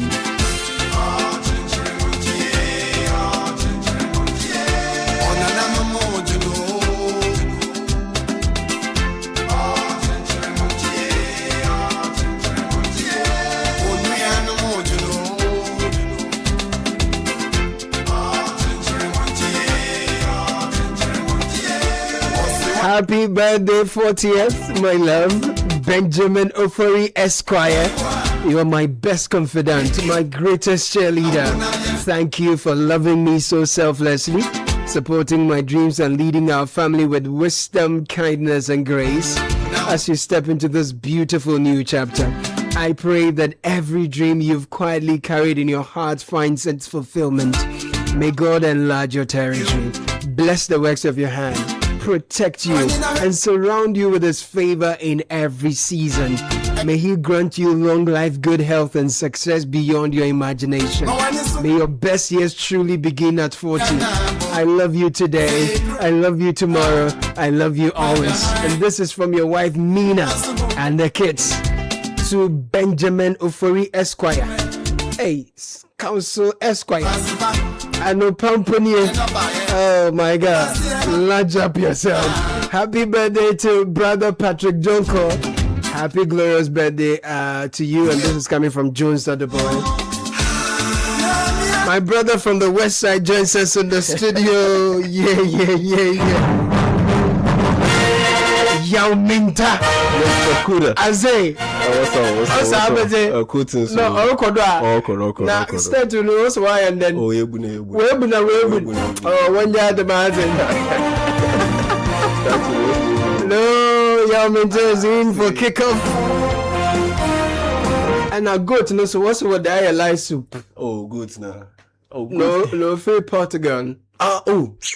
Also, what's to mayor one do? Oh no. What's to mayor one back? Them. Why a silent night? Oh, them cousin EJ. EJ. Oh. EJ. What are you? Charlie, welcome to the studio. How you doing? I'm doing very well. Always good to see you, bro. Yeah. So what do you have for us on kickoff today? We've seen some games. Yeah. We are gunning for the very final now. Mm-hmm. I saw Kane issue a very emotional message to his fans, the English team, and also thank the organizers and the various nations that organized the tournament and all. But now all is set, right? Yeah. All is set for the final on Sunday, July 19. Yep. And but we'll have the third and fourth game. That's the bronze medal game on Saturday, right. At 9 p.m. Between France and England. Ideally, or for people who want the big stars, want the big headlines. Yeah, it would have been France and England playing for the final. Look at the history between those two countries. Yeah, a lot of wars, a lot of battles between them. Scores to settle. Yeah. And the fact that you have England and everything that comes with them, the hype, the fandom that comes with England, and the fact that you have the Mbappe-led France group or French group that has practically the second biggest iconic name, or maybe third if you want to put Cristiano Ronaldo in there, most popular. I don't want iconic. to. I have to. Yes. Okay, I have to. Okay. Let's put some respect on the name. Cristiano Ronaldo is that guy. He is that guy. He's done it all. Just didn't go well. But unfortunately, it's just that the World Cup, he falls way short. Looking at his status, what he's done in his career, exactly. In various tournaments, in various leagues, in various competitions, he's done exceptionally well. But when it comes to the World Cup, he falls way short, because you cannot be the GOAT if you play, or when you play in the World Cup, and you've played it for 6 times, right? 6 different World Cups, and you score just 1 goal in the knockout stage. Oh, only 1 goal. Only 1 goal at the knockout stage. Throughout 6 World Cups, and the World Cup is held every 4 years. So when you put it together, that's what 24 years. Oh no! And he scored just 1 goal in the knockouts round of the competition. Ever been to the final? No. No, he hasn't been to the final. The closest he got to was the semi-final. That was in 2006. Another time he was a young prodigy. That group was led by Deco, Luis Figo, those guys. Right. So that was the closest he got to the World Cup. But beyond that, he hasn't got to. So this close. really separates the. Oh yeah. For me, after this World Cup, the good status. No debate ever. No debate. After this World Cup, I mean, that conversation is dead in the water. Oh, it's dead in the water, and it will be even worse to make an argument for Ronaldo. You have spot us here. For Ronaldo as the GOAT. If Messi goes ahead and wins this World Cup Sunday and ends up, I mean, if he wins the World Cup, more goals perhaps. With more goals, no matter how badly he plays, he will still win the Golden Ball award, which is the best player of the tournament. Right. He already has 2 for the Ballon d'Or. Yeah, exactly. He already has 2. He already has 2 in his career. Wow. The 2014 one and the 2022 World Cup. He was named the best player in those competitions. Right. So if Argentina wins, he will still end up being the best player. There's even an argument that even if they lose, he might still end up being named the best player. Right. And so if the grandest competition in the world or in the sport,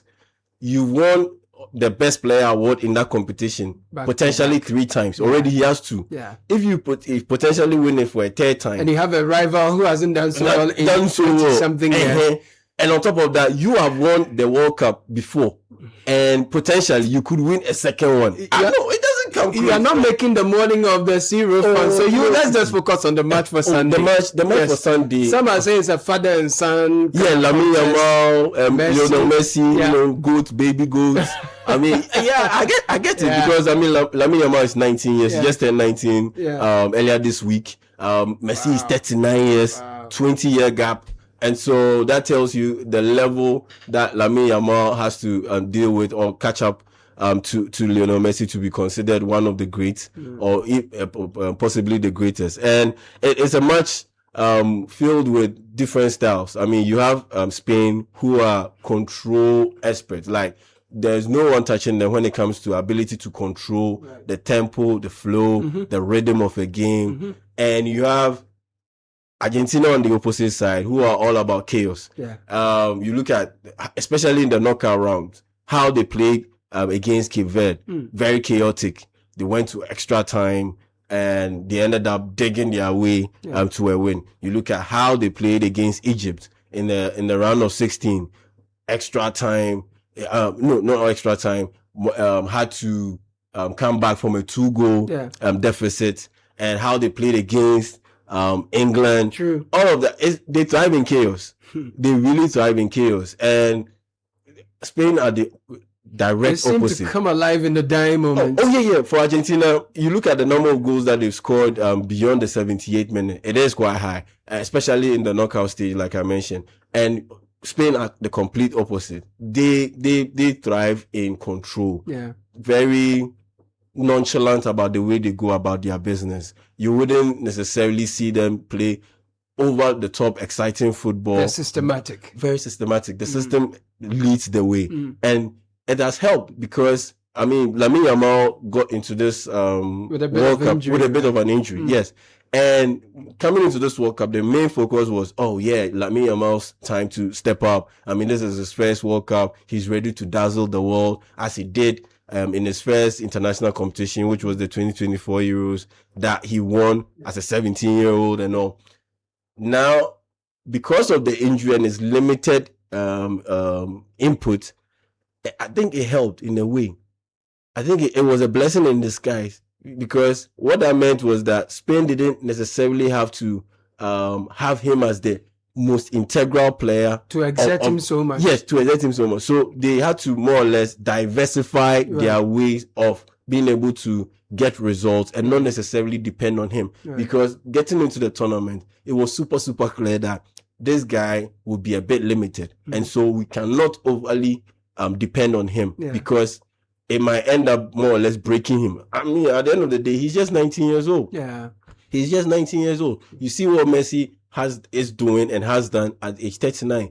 It comes from years and years and years of being able to prep himself to this point and being able to build his body to this point. Right. Lamine Yamal is not there yet, where you can overly task him physically with such demands and responsibilities. And so it helped in a way for the Spanish. And their way of going about their business, I think it could really hurt Argentina. It could really hurt Argentina. Let's reflect on this World Cup, though. What are some of the big takeaways on this year's World Cup? No, we know that it's been hosted by three nations. 3 nations. This is the first time. Yeah, the first time. You've had so more nations competing. Yeah, more African teams making it. Your reflections basically on this. Yeah. I mean, this has been the biggest. But you were in the US. Yes, I was. You have to account for your. Talk to us. Tell us what man. Everyone should experience it. Everyone should experience it. Look, I know we've had several World Cups over the years, and colleague journalists have spoken about their experiences, but I honestly don't think it will match up to this one. Nothing quite like this. In terms of what? Because of one, the infrastructure. Okay. The infrastructure. Much better, bigger. Big. It's America, so everything they do is has big. To be huge. Is big. Mega. Bro. The stadium, the overall facilities, the fandom, the numbers, you know. Oh, it's huge. I mean, I was at the Boston Stadium. They call it the Gillette Stadium when it's not dealing with the FIFA World Cup, because of restrictions and all. And that's the home venue for the New England Patriots. They play in the NFL. And the NFL is the most valuable league in the world, not the EPL. Right. And I went there and we had the Ghana-England game. And I'll never forget this experience. The scoreboard is so huge. It's so huge. And while the national anthem is being played, the lyrics are projected on the scoreboard. And imagine Ghana, England, our former colonial masters, and when they go to and help us to resist oppressors. And everybody was shouting, we were pointing at the English coast, and help us to resist oppressors rule. Bro, it was super. It was a fun experience. It was super. I love this for you. Oh yeah. I really enjoyed myself. Then we went by bus to Philadelphia. What was the journey? How long was that? Like 3.5 hours. Okay. Yeah, like cool. 3.5 hours. Cool. And very cool. Guys drove. A cousin of mine drove from DC, Washington DC, 7 hours to get to Boston. Wow. Yeah, to get to Boston to watch the Ghana-England game. The roads are good. The roads are very good. So don't think you are going to win it from a car. No. Only 7 hours is not because of traffic. No.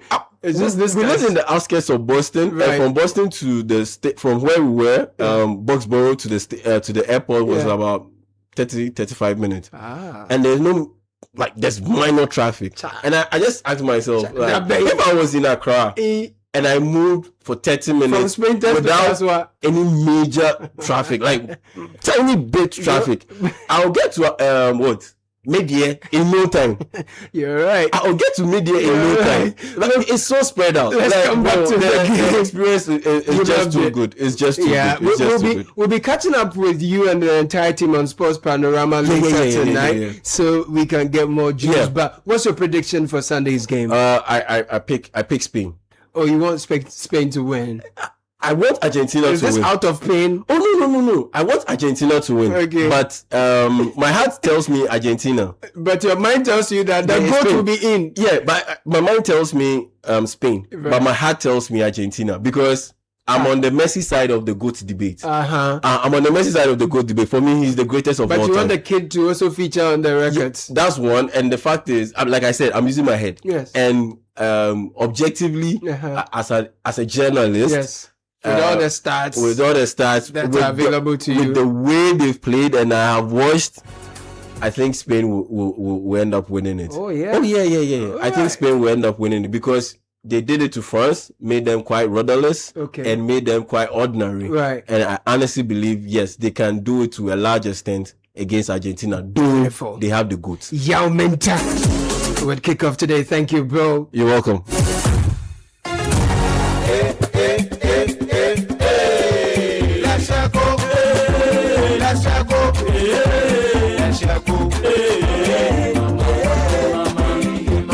If you need unique services, innovative financial solutions, we deliver on our promise, cause we are number one.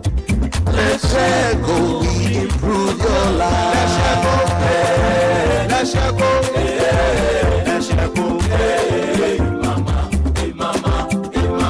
even when you're stuck with nothing, no matter your situation,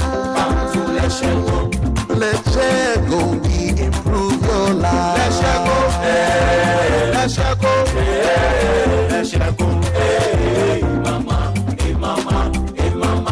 let's go, we improve your life. Girl, did you see my last reel? People thought I used a camera crew. Seriously?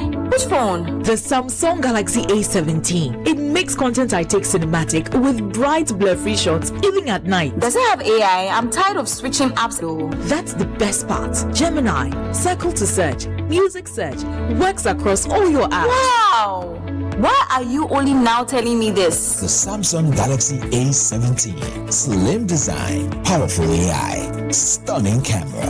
Built for the ones who live boldly. Get your Samsung Galaxy A07 or A17 under 3,000 Ghana cedis at any Samsung authorized dealer. Hey, but my budget is 1,200. Don't worry, we have the Samsung Galaxy A06 for you. We've got what you need for your business and family. Whatever you need, you can count and call on us. Omni-Basic Bank.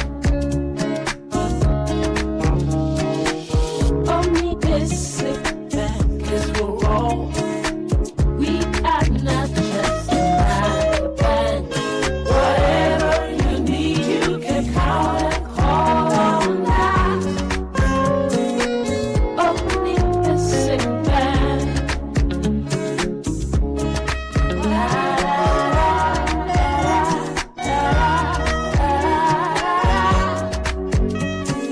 Omni-Basic Bank. Not just another bank. Take advantage today of Trelidor's Big Blue Sale. Save up to 30% on Africa's strongest burglar proofing. Choose our expandable security doors or fixed burglar bars for windows, exquisite louvers, and griffin guard. A strong woven stainless steel door that lets the air in and keeps bugs and burglars out. The Trelidor Big Blue Sale ends on the 31st of July. Call 0561 242424 today or Google Trelidor, Africa's strongest burglar proofing. You can't tell what your baby will become or what his interest will be. You can provide your growing babies with yummy goodness. Yumvita is a delicious cereal for your baby. Oh yeah, older ones love it too. Yumvita is filled with yummy goodness for growing babies and is available in other yummy variants. Yumvita, a delicious way to grow. This advert is FDA approved. Charlie, the contract is here. Oh, my pocket. Flat like a football with no air. Don't stress. That is why DCI Microfinance is here for you. DCI?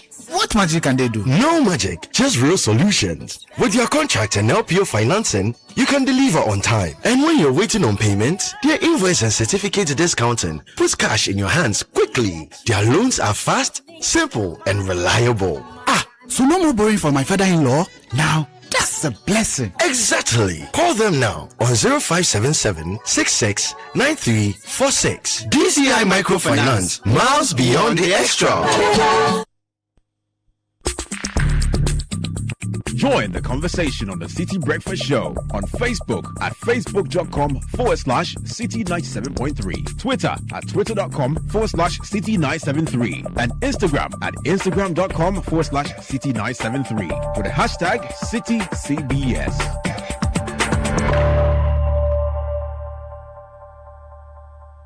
This is the Citi Breakfast Show, the city's biggest conversation.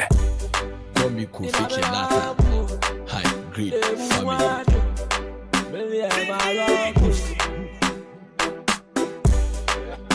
I say,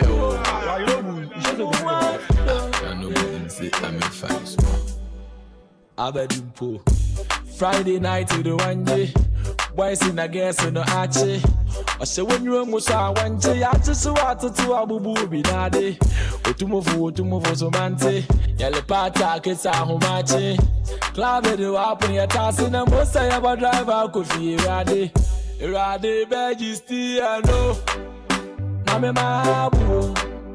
Wado, Billy, my loco. It's a my boo. The moon go feel Wado, the moon go feel my loco. And I'm my boy, and the moon go feel Wado, and the moon go feel my loco. I'm a better me on the moon too. My man pan me yeah. Soon pepper when I'm in a week. Let me just run a mess like that. Masha Mamili, for Mumatan, Masha Mama, you will ready. Since I'm a maybe, I'm them that tell you, I'm trying to do yoga. Baby, I mean, with a ball of so we can baby, I turn up. But I'm not peer pressure. 21 after 8, 97.3 Citi FM. Yeah, Richard Alaska, Bernard Avle in the studio this morning. Yes, sir. Thank you for having me. Good to have you. Couple of quick birthdays. Happy birthday to Jerry Vanderpoy. May her days be bright from Andia Brokwa. A blessed birthday to you, Araba Priscilla Konu, aka everyone's Miss P. What can I say? You are everything and more. May this next level be filled with peace, health, wealth, and more. Yeah. Here's to your birthday and more. I think it's coming in from your friend Mamile.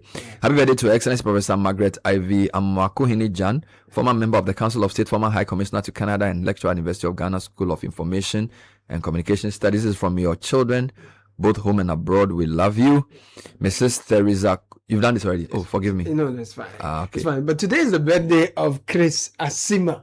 Oh, Chris. Hey, my man. Christopher Kelvin Asima. No, the main man for the system. Yeah. No. I didn't believe him. No, it's a journalist in whom I'm well pleased. Yeah, God bless him. God bless him. There are people who are media people. Yeah. And there are people who are proper journalists. Thank you.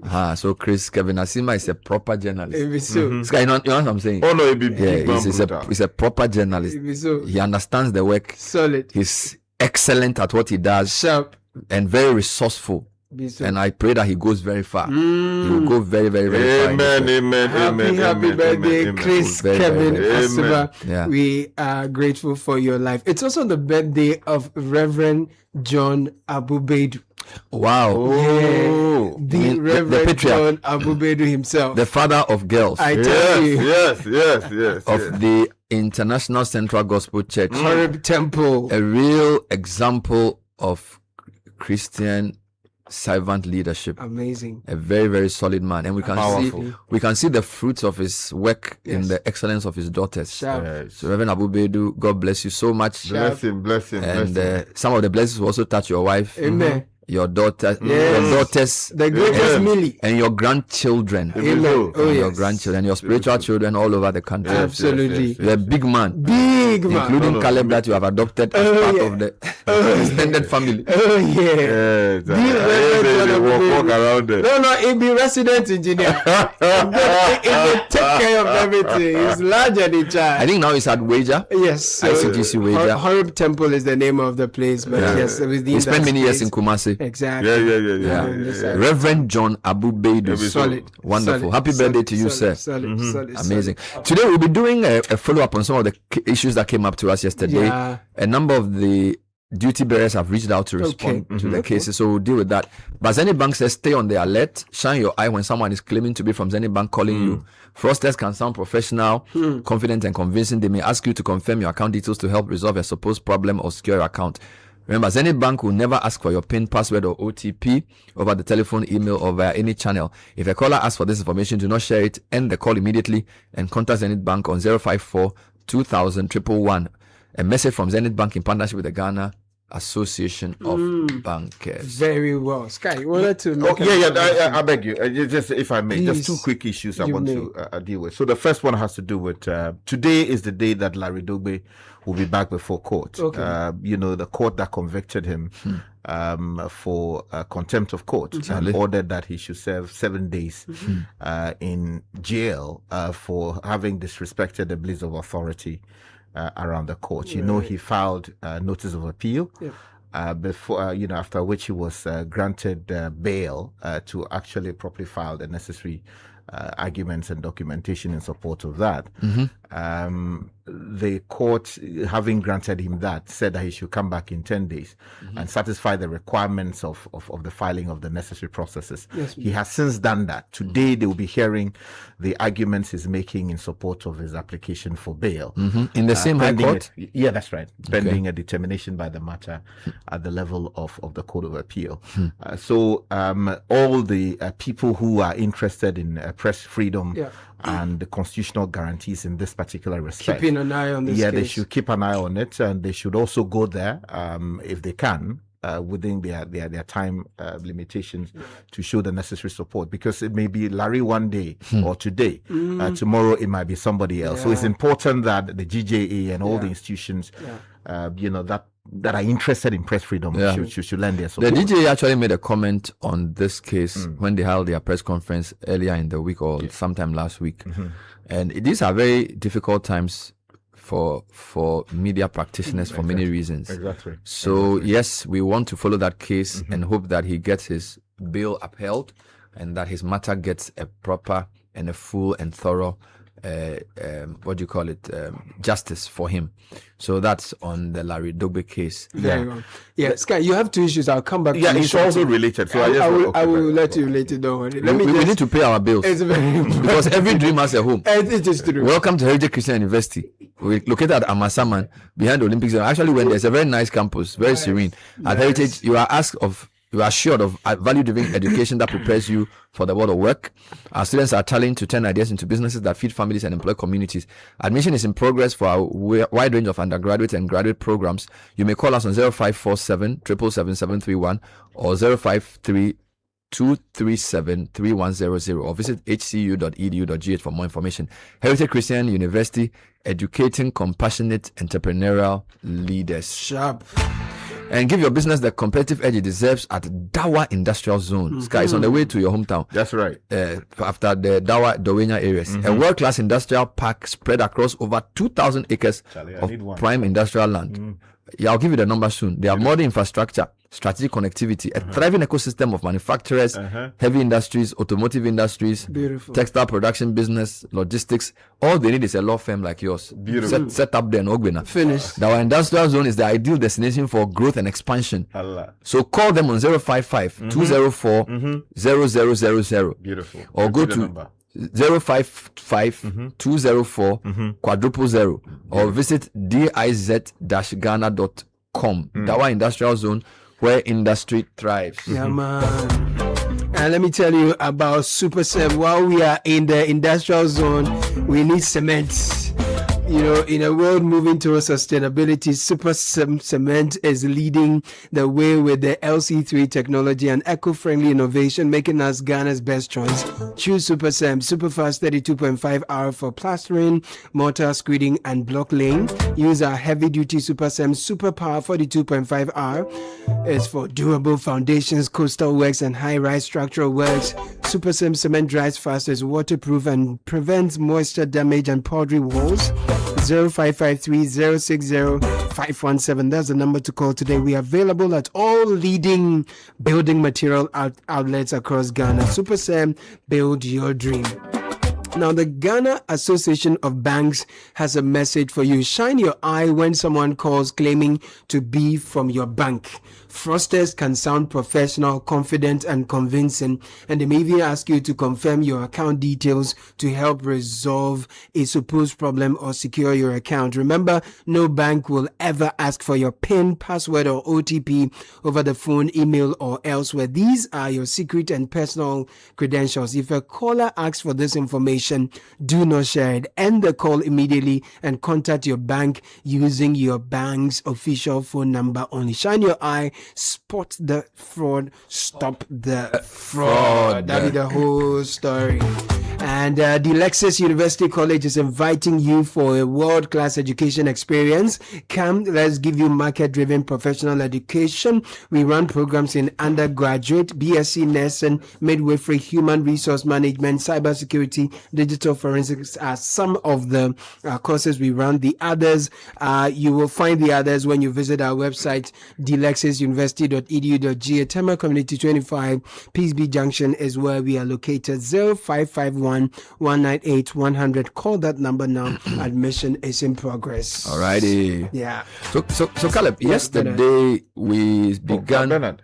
Sorry, Sky. Let me hear you. Sky, build on the foundation. Yeah, that's right. Let me hear you. Because the matter of the woman who was prosecuted, the TikToker. Yeah, that's right. Touches on also the matter of free press and free expression. I thought I should properly restate my earlier position during the newspaper review, which is to say that, look, as far back as 2001, Ghana took a major decision to repeal the criminal libel and seditious publication related, laws on our statute. That was done under the Kufuor administration with Nana Addo Dankwa Akufo-Addo as the Attorney General. It was done because a lot of big boys within the media, and I'm using the word, loosely, were previously prosecuted and in some cases put in jail for having made publications that the state found completely unacceptable. Right. The decision was celebrated around the world because it was the first time an African country had taken a bold step to ensure that we deepen press freedom and we ensure that people should be able to say what they want to say without facing criminal liability for what they say. True. That is not to say that people are entitled to go out and say irresponsible things. So that was done. What the state as of that time failed to do was to take a further step to ensure that two other pieces of provisions. The first one has to do with Section 207 of the Criminal Code, which says that where you say or do something that is likely to breach the peace, you should be prosecuted for such a thing. It's been used to arrest people, and in this particular case was used to prosecute the woman who said very unacceptable and unprintable things about President John Dramani Mahama. The other one has to do with false publications. Now, false publications, you say something that again is likely to affect public security and related matters and cause all kinds of commotion. The state says that it has the power to prosecute you. Now, these pieces of legislation came in because the colonial forces, as of that time, thought that it was necessary to suppress dissent. People who were campaigning to free this country from all the excesses of the colonial forces who were administering this country as of that time. And we inherited it. When we inherited it, we decided not to do anything about it. We left it on the statute. And when in 2001, the Kufuor administration was repealing the criminal libel law, they sort of, either there was, an oversight, or they deliberately left it on the statute books. And it was used in the prosecution of the woman who was convicted yesterday. My point is that I think as a country that is interested in holding people democratically accountable, as a country that is interested in deepening free speech, as a country that wants to ensure that citizens are able to say what they want to say, albeit within a certain confine of the law, that particular provision or the two provisions should not be on our statute books. Right. So you think we should amend or repeal them? We should actually repeal them. What are the provisions again? So section 207 of the criminal code. What does it imply? Which deals with offensive conduct. And then the second one? And then the second one deals with section 208, which talks about false publication. My respectful view, and I hold this view very strongly, is that where people have done things that have implications for other liberties of other people, what it means is civil opportunities are there for these matters or these rights to be vindicated. So if you say something about including the president and his reputation is damaged, or somebody who is not even the president, or Bernard, you are at liberty to use, where appropriate, the NMC, National Media Commission, or go to court and sue on a civil side. Exactly. Okay. But to use the resources of the state to prosecute people for things they say, while I do not hold brief for people who say very irresponsible things, and we must all condemn things like that, I think it's important. There should be other remedies than that criminalizing and using the resources of the state to put somebody in jail. And then quickly too, the use of the prosecutorial authority of the state should not be seen to be discriminatory. Then they must be applied fairly. Exactly. Even if we assume that, it is a fair game, let's prosecute because we want to ensure a certain level of sanity on the airwaves and on social media and all of that, I do not respectfully think that we are being even-handed in our application of the law, because there are people who have said very outlandish things, including me myself sitting here. I took a matter to court believing that it needed to be done in order to protect all of us. They finish you, Charlie. People sat on radio, people wrote in the newspaper, people wrote online, said very unprintable things about things that were outright lies. But I decided to use it as cream. And the painful thing is that people share it and believe it. Exactly. So sharing it is not so much a problem for me, but believing it, people who you sit down and talk to, believing that, the thing they are saying about it's called collateral damage. You understand? What I'm saying is that, look, today it might be this person. Tomorrow you don't know how that law will be used. So I am urging the people of the Parliament of Ghana who believe that we have got to deepen democracy, free speech and all of that, while ensuring responsibility and how these rights are used, to take a second look at that provision. I am putting together a draft bill, with bill I hope that a member of Parliament would adopt, and that those provisions should be repealed, while we turn to other options. Mention the two again. The two provisions, section 207 of the criminal code and section 208. The first one has got to do with, offensive conduct. The second one has got to do But I wanted to ask you a question. So whilst you're at it, don't you think we should also come up with a system of, I don't want to use the word regulation, but I think digital media has gotten to a point where there needs to be some responsibility. That's true. So for example, for underage usage of social media accounts, using social media to promote violence, nudity, and that type of thing, don't you feel we need to also, whilst we decriminalize free speech, also come up with systems or even laws that regulate? Because it looks like some of the content on social media is not even good for national development. You get it? So can we not consolidate that into some other regulatory mechanism or something? Because the digital media is going to look, I feel this is my personal view. Because there are 4 powerful companies in the world. There's another 3 more, that makes them 7. Then there are 33 of the biggest companies that control everything on digital media. All right, they are extremely powerful and they are not very accountable. The Europeans have found a way to impose fines and to regulate them. That's right. In smaller African countries, we've not found a way to do it. I think they are able to, look, they can control our populations by the content they allow us to see. That's right. You have underage people on TikTok watching content that is not appropriate for them. And we are not able to regulate that individually. So we need to come up with laws that can either monitor or manage the way these companies administer the platforms. Because the kind of content that 12-year-olds, 13-year-olds, and 14-year-olds are seeing here. And never mind that some of these platforms even allow certain kinds of political propaganda. So they can even use it to control our people. So for me, I agree with your two things, but I feel like there's a big issue around digital content regulation or governance. That's the word I'm looking for. Which requires a concerted national effort at Facebook, YouTube, Twitter, TikTok.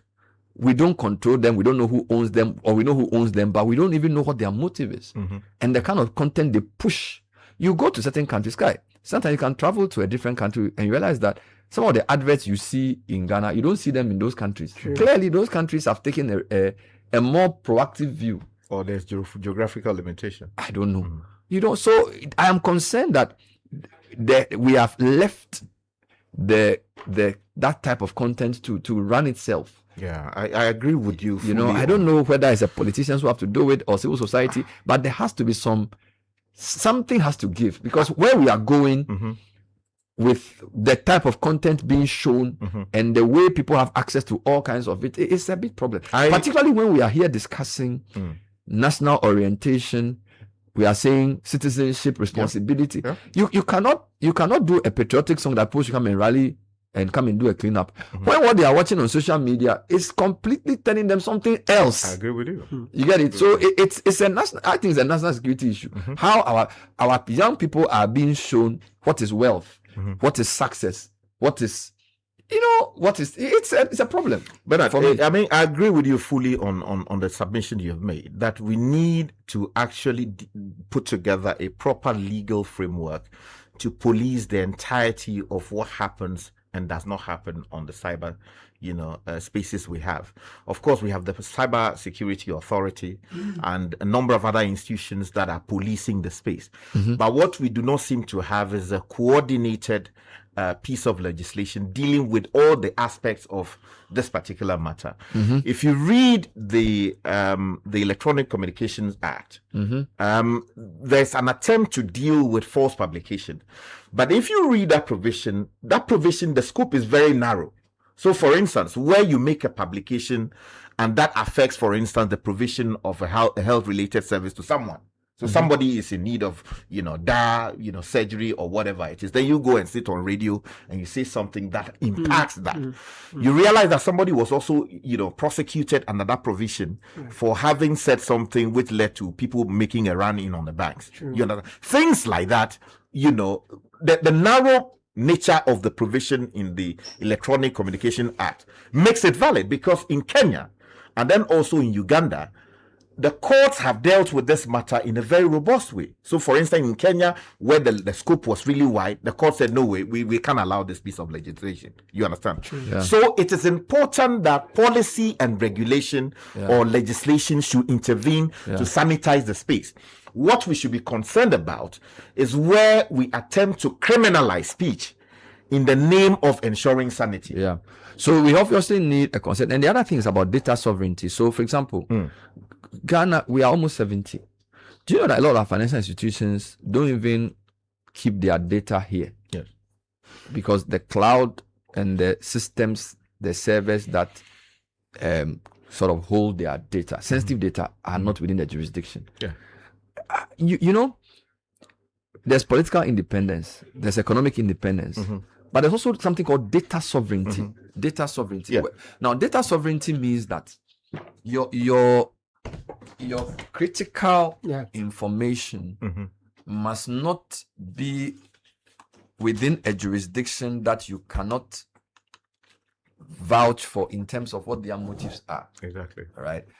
I feel like in Africa, technology governance is weak. A lot of but you see, the Europeans have shown us, and for me, I have no problem with copying what is the best. European law is solid. You did European law, you got an A, you are the best student in your class. It's very clear. When it comes to food safety, data issues, and protection of consumers and citizens, the Europeans are very good at it, particularly because a lot of these companies happen to be American. You get it?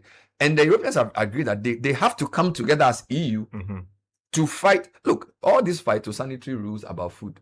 You'll be surprised that if you go to a Tesco to buy food in the UK, the rules around it may not be the same as if you go to an equivalent in the North America.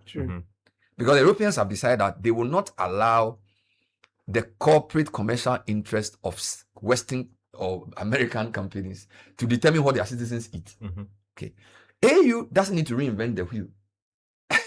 you understand? So when it comes to data issues, the EU is always talking to Facebook. That's right. So we don't even have to reinvent it. You understand? It's there, but we don't seem interested. That's my concern. Having servers outside the country is not safe. Meanwhile, we have a national data center. You see, whether it's election, what worries me is that we only get worried about election data because that one determines whether we can win power or not. Your national identification data, your banking data, your health data, even the companies that manage your health data. Some of them are, there should be security. You understand? Because these are. But we I always say we kill an ant and swallow an elephant. You get it? We deal with some crazy TikToker on Ghana for saying something outlandish. Yet your data is lying in another person's country who can use it to undermine your elections, undermine your public institutions, and you're not concerned about that. So I really feel like the Parliament of Ghana needs to wake up to the issue of digital governance and digital sovereignty, right? And the trips they make abroad that they are going to learn, they should use it for something.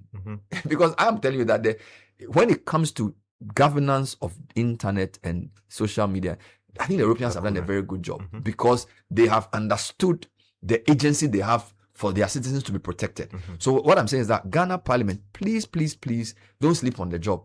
This is a very big threat to our development, and I'm linking it to the issues around nation building we raised yesterday. Because if you say that let's communicate development, let's let people sing patriotic songs, let them.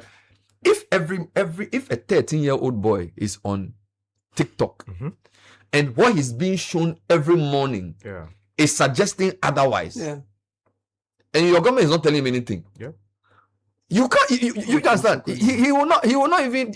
So for me, we cannot delink the development conversation from the digital media conversation, right? Because it's part what you expose citizens to every day. In the past, we are doing GBC. That's why they were Isaac Anthony will come and wear cloth and read the news. They are portraying a certain picture. These days, people don't even watch these things anymore. All they are watching is somebody, and it's affecting the mental health of young people. It's affecting their values. Now you employ somebody, they don't even want to do hard work. They think they can be an influencer to become rich. So even traditional professions, engineering, medicine, law, a lot of them put out, telling me I just want to be an influencer. It's because of what we are showing them. It's affecting their values. It's also affecting thoroughness. Now people can't even read. You want to do a case, sometimes you have to do 50 pages, 100 pages. Young people now will just take something and use AI to shorten it. The rigor of learning is leaving. We are creating a generation of people who may end up not being thorough. That's right. It's affecting social relations. You can't sit with somebody for 5 minutes. We are all sitting in this room. I'm talking to some men who, in our children's generation, they're all on their phone. They are not talking to anybody again. Even at the dinner table. We are destroying social relations by this. So we don't need to just assume that because it's good and the data is there, AI is fine, people are learning. What kind of society do you want to build? Where there's no empathy? Where two young people saw on TV somebody told them that if they want to make money, they should kill a young boy. Remember the Kasua case? One was 15, one was 12. They went to kill a 10-year-old boy because something they are seeing on TV said to them that if you want to make money, bring the body of a dead human head or something. And they killed the boy in some uncompleted house. Now, a 12-year-old boy and a 15-year-old boy did this in Ghana. Where did they get that information from? It's clear that something influenced them to do it. And they did.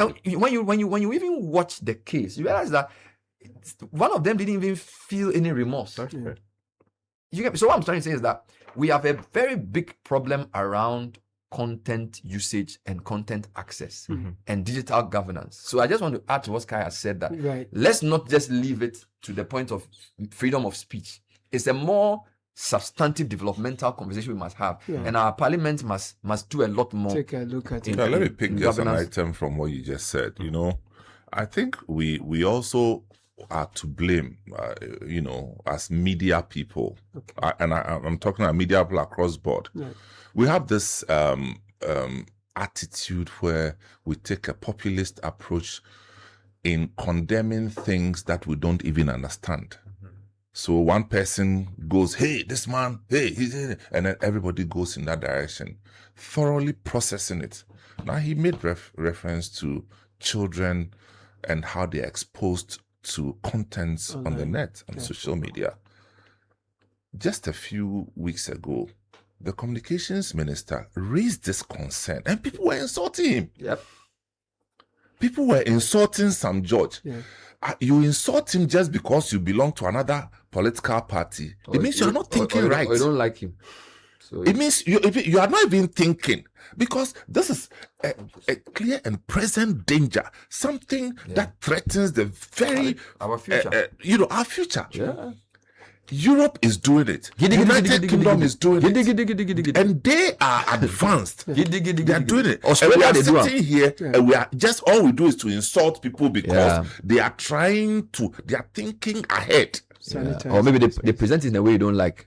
Well, but does that or the way they talk about it? That's the point you are making, right? You know. So what we know, look, the danger is there are industries that are always ahead of regulation.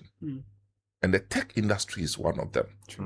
The industry itself, it's ahead of if you go to the agric industry, the industry is behind regulation. Yeah. You understand? Yeah. But as for the tech industry, far ahead. Regulators always have to catch up. Far ahead. And that's why Europe is sitting in Europe, but their focus is on America. And they don't do anything. When America does, hey, stop, hold on, let's check first. But this is Ghana. The story you talked about in Kaswa, ask yourself that after this damaging occurrence, what has changed? How has this affected policy in Ghana? Very good point. Television. Do you understand? People are still open. We say we are, this democracy thing, Charlie. So we know anything and everything goes. Should come. Everybody should consume it. And then we'll go and do press conference, we'll do statement, and then we'll go and sleep. And the thing is affecting us. The young boy wakes up every morning with a phone. And the pictures that consistently shout at them loud in the morning. You can get a Range Rover. All you need is money. Bring a human body. You get it. And so he's been socialized to believe this by something they put online. So we need to really, really wake up to this social media thing, new media thing, and how we can, manage it to help us. And linking it to the issue. Citizen doesn't even listen to your president. He's watching some TikToker somewhere who is telling him that he's eating this food and he's done this thing. You see, so it makes development even more difficult. Now, so we who govern the space should say this type of content is not allowed in our country. Because it does not agree with our national values. It should not be an MPP on this issue. Say, look, we don't want our pre-teens or our teenagers or our under 18s to be exposed to this kind of content because we don't think it is the type of society we want to build. And we shouldn't say we are moralizing development. No, it's a key part of development. You cannot allow pornographic content to be accessed by people below 18. No, you cannot. He is not in the position to even make the judgment. And we must be strict about it. You look, somebody goes to China to do a conference and you want to call them on air. You can't call them on certain platforms because the Chinese government doesn't allow that platform to work there. That's a country that has decided that for us, the Chinese values. But we allow everything and we say and we are open and free. No, Caleb, development is a battle, and the battleground is the mind of your citizens, and that the reason we do all the things we do is that we feel like we have to use this platform to let people put Ghana first. Do you get it? Because if people don't think right about their country, they can't exert themselves to develop it. In fact, if you read literature out there, there's something known as cognitive warfare. It may be done internally or externally, where people who are adverse to your development, who don't want you to succeed, either locally or internationally, or who act as agents for people who are outside, would weaponize algorithms, things they post on the internet, materials they circulate, in order to direct the minds of your citizens in a particular way. They can radicalize your youth. Exactly. And it is happening in a big way on the internet. Yeah. That is why in China, for instance, they have intervened with a certain policy, a legislative requirement that in certain cases, if you are going to talk about a particular area of expertise, so maybe you say you are a health, whatever, you are giving advice on what to eat, what not to eat. You must have some. You need a certain basic level of qualification to even mount, the platform and say that this is what you are providing advice on.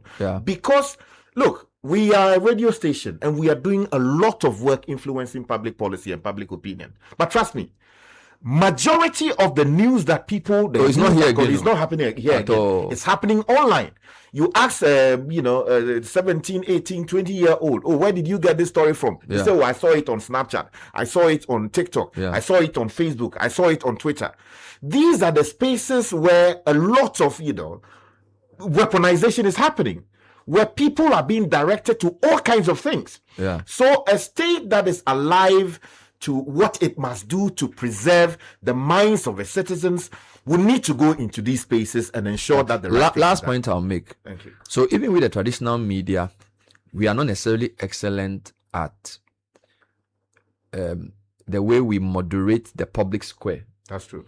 There's a certain expectation on us that if I put a lawyer on to talk about a legal issue, I know his competence. Sometimes we do it or sometimes we don't. But at least because we are known as entities, somebody can say, as Citi, you interview some guy who calls himself a lawyer, but we check he's not a lawyer. Please don't interview him again. Okay. Now, come to the internet. Somebody has a following of 2 million people, teaching people how to cook. Next week, he's teaching people how to take medicine. Next week, he can decide to teach people how to inject themselves with something so they can look fair. How do you regulate that? Now, we can't say that we should just leave that space. I think we have to redefine the mandate of NITA, Cybersecurity Authority, NMC, to rethink what is published. Do you understand? Because NMC is dealing with traditional media houses. Cybersecurity is looking at security threats, but they may not interpret fake news and disinformation as a security threat in the way that we are construing it. You also have NITA. What I'm trying to say is that the challenges the world faces requires a new governance architecture, which means that we must rethink. We can't do business as usual. Do you understand? NMC should know that what they were trying to protect 20 years ago, that threat has changed. The boat has sailed. Do you get it? So we need a new governance mindset. Look, if you look at the 10 greatest companies in the world today by size, when I was in secondary school, it was IBM, ExxonMobil, some of these extractive companies, Aramco and things, Amazon, Facebook, Microsoft. Why? Data is the new business in the time. Now, Amazon started as a bookseller. Now they sell everything. Now they are even showing they can even sponsor EPL. They can even take just that. They are media. They have become, and the challenge is that the world superpower is not prepared to regulate them because it makes them powerful. Do you understand? So they went to have dinner with President Trump, 33 of the biggest of them. They are not going to stop them. And they use them for now. They do good things. So Google is helping us, but the truth is that your data is also with them. Yeah, data sovereignty. So if they decide that you cry election, you are becoming a problem for America. That's all. They can start sending targeted, or not even send, allowing targeted information to destroy your country. So what I'm trying to say is that we have to wake up to the modern challenges we are facing as citizens, and our MPs should stop just debating who won this, who didn't. There are more serious issues about our future survival that requires legislation, governance, and regulation. And do you understand? They need to come to the party. Africa, we are sleeping. No, we're done. And you see, Europe, who are supposed to be greatest allies of America, if you like, watch Euro News for 1 week and just look at what the European Parliament does every day. They are not playing, no. They are very serious. Is our AU Parliament doing the same thing? No. What are they doing to protect African citizens? They need funding. See, we have to prioritize. Look at how the Sahel has become unsafe. You don't think somebody is behind it? Look at what's happening in Sudan. Look at South Sudan. You think that is just, look at DRC. You think it's just the people who don't. I mean, it's not that too. We have allowed our citizens to become weapons in other people's hands, and once we win elections and we empower, we are happy. No, we have to protect the African citizen through a new mindset for legislation. I think I'll rest my case. Right. So Sky starts off by saying that, look, we need to protect our citizens. We must, ensure that we don't weaponize free speech, while at it there must be responsibility as well. So there are some provisions in our statute books that he feels that we need to revisit and take off the books. And of course, the rest of the conversation has been that while we ensure that people are able to engage and express their thoughts, we need to also ensure there's digital governance. We must gatekeep and not just open the floodgates for any and everything to come and compromise our system. Okay, on the question of the lady who's been jailed, I think the president should ask that they remove her. I mean, she made very stupid statements. I must say, I use the word stupid. And she should be dealt with in a more civil manner. I don't understand law, by any stretch, but the signals that this throws out there for somebody like President Mahama is damaging. I wouldn't say it's not good, it's damaging that for all you have done with the media and in the media, somebody who has worked in GBC as a media person, an honorary member of the GJ, public relations officer. He's a member of the GJ. The public relations officer for the Japanese embassy for years. Before you came into politics, you've been a friend of the media. I don't think this lady is a trained media person, but she has used the tools of media to exact something very uncomfortable for everybody, not just for the president. But we need to understand the context of this media transition where we find ourselves. People have been very reckless. And I think that to strengthen our own institutions, this person should have been dealt with in a more through the civil approach so that she will understand, but using state, to, catch her. Makes a heroine out of her. I think that President John Mahama, you have to intervene in this one. Sky, you can do that. The president can pardon the president. Let's remove the girl from there and bring her to Jubilee House so that she'll do Maswaya Day. I see that. I see that. Then she will go home and eat what she is. I see that. But so we want to take a break. When we come back, we have to do a quick follow-up because yesterday we started something and one of the job or the responsibility of media is we call it right of rejoinder. So yesterday we raised 4 issues with 4 localities. We need to give a right of rejoinder to the duty bearers to tell us what they have done or what they intend to do. It's part of our responsibility. Absolutely. So Caleb, I think at your instruction we'll take the break. We'll be right back for more of that. Stay with us. This is the Citi Breakfast Show, the city's biggest conversation. Oh, not in a traffic is still point, Susa. Driver, police for insurance. Hey, my insurance will do on point. They just arrested someone whose insurance expired last month. Now, dear, last 2 years, you are still going. Hey, where will I pass? Let me park and now come and wait. Oh, what's that? You hide. Just walk into the store and get the new Hollard Insure Pack. Don't be caught wanting. Hollard Insure Pack is now available at select Malcolm stores and Shell shops nationwide. Just pick one app and the shop attendant will give you the instruction manual. Follow the instructions to complete the process. Araba Hollard will instantly send your policy document and insurance sticker straight to your WhatsApp. For more details and inquiries, call 020-546-3696 or 056-111-2777. Bra, what's up? Driver, where's your insurance? Hollard Insure Pack, boss. Bought it at the Malcolm store right there. Instant. Hey. Why lucky for Hollard Insurance? Hollard Insure Pack. And you're too easy.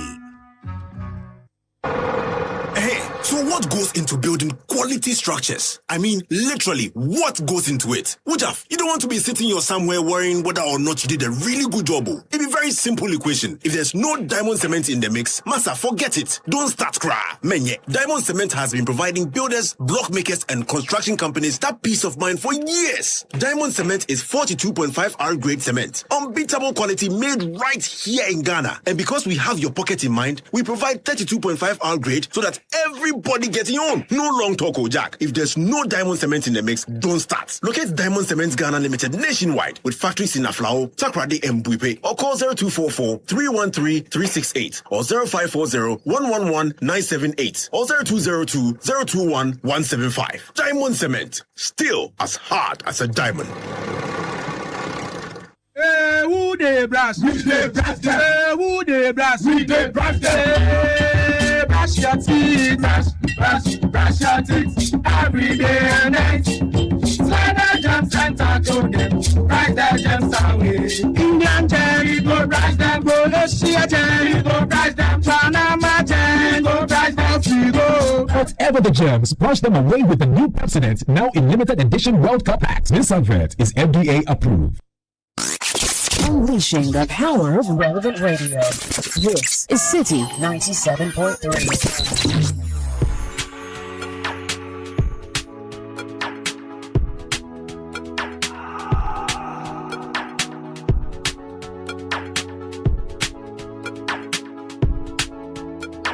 It's 9:05. And we have more information for you. Yeah, Caleb, so I wanted you to remind us, yesterday somebody sent a message from Katamanso talking about filth and all of that. Yes. That he said that there's a place at Katamanso School Junction become very dirty along the roadside, around the school wall. And then a place called Katamanso New Bridge. Correct. Stretching from there to East Legon Hills. Yeah. A major dumping site for refuse. True. Many residents do not clean their surroundings. Refuse is frequently heaped along the roadside. There's a huge underdeveloped land nearby where people have taken advantage to dump waste indiscriminately. In some instances, trucks offload refuse directly by the roadside. As a result, the New Bridge area has become one of the dirtiest locations in the municipality.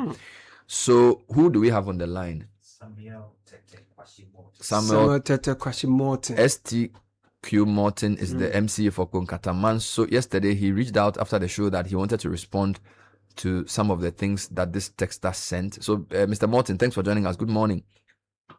Good morning. How are you doing, sir? God has been good, trust you're all doing well. Very well. So the number of people from your Katamanso side within your Katamanso municipality have complained that there's a place called Katamanso New Bridge, which is full of refuse, and another place called School Junction, which is also very dirty. And they've tried to reach out to you, but they've not been able to reach out to you. Are you aware of this? What have you done about it? Yes, Bernard. Good morning to Caleb and the big Samuel, and then the listening public. I'm aware of that environment. From Timber Market through School Junction, we cleaned the entire enclave on Saturday during the 2-day directive. Opposite School Junction, there is a house there which is believed to have been for the Jaffiche of the Katamanso School. That is where I realized they are also building their own boiler there that we caution them. It is true from New Bridge, using that road to Medina, the drains there are all silted and the plants are put to get excavator and then backhoes, and then this weekend we'll do dredging work there. With regards to the refuse there, yes, it is true. The Aboboya and some tipper trucks have done that thing at our blind side. So on Friday, when we were doing the presidential directive, myself and the admin team, we decided to drive through all the principal streets, and then we identified it. So from last week Friday, I put some 2 men there to be watching the area at night to see if we get those who have been doing those indiscriminate dumping there. Same was communicated to the regional minister. I've also gotten my counterpart from La Nkwantanan so that this weekend we'll make use of our drip tipper trucks and then the backhoe to make sure we bring sanity to the area. We are planning putting a communal bin there so that if it is a household, the households there who have been doing that one, then that one we can get it curtailed. But within the shortest possible time, what we're planning doing is to put men there to watch. Which means that these Aboboya deliberately dump refuse by the roadside, knowing that that's not the right place to do it, and they probably do it at night. Probably in the night. That is why I've decided to put 2 men there to be watching at night. There is a house around that area too that will be able to speak to the man there, also to be doing vigilance along that stretch for us. Bernard, where we've got into as a country, we need to take a second look at our sanitation laws again. What I've realized this time is if we could come up with fresh bylaws that will ask people to do communal work instead of we taking them to the court for them to be fined maybe 500 or 800 Ghana cedi. But when we see somebody doing this indiscriminate dumping, and we ask the person to sweep along the stretch or maybe collect everything there or maybe stand there to do something, I think it also acts as a deterrent for people to see that, yes, the environment is for all of us and together we can protect it better. Well, I'm told that there's a community service law which has been passed for general criminal cases because they want to decongest our prisons. So maybe you, the MCs, can push further for the sanitation laws to also follow that model, because I think I agree with you. It makes more sense for people who offend to be asked to sweep and to clean than to give 500 cedis or something, because people must be made to change behavior by the punitive system. So I maybe you and your colleagues in the assemblies can lead that effort.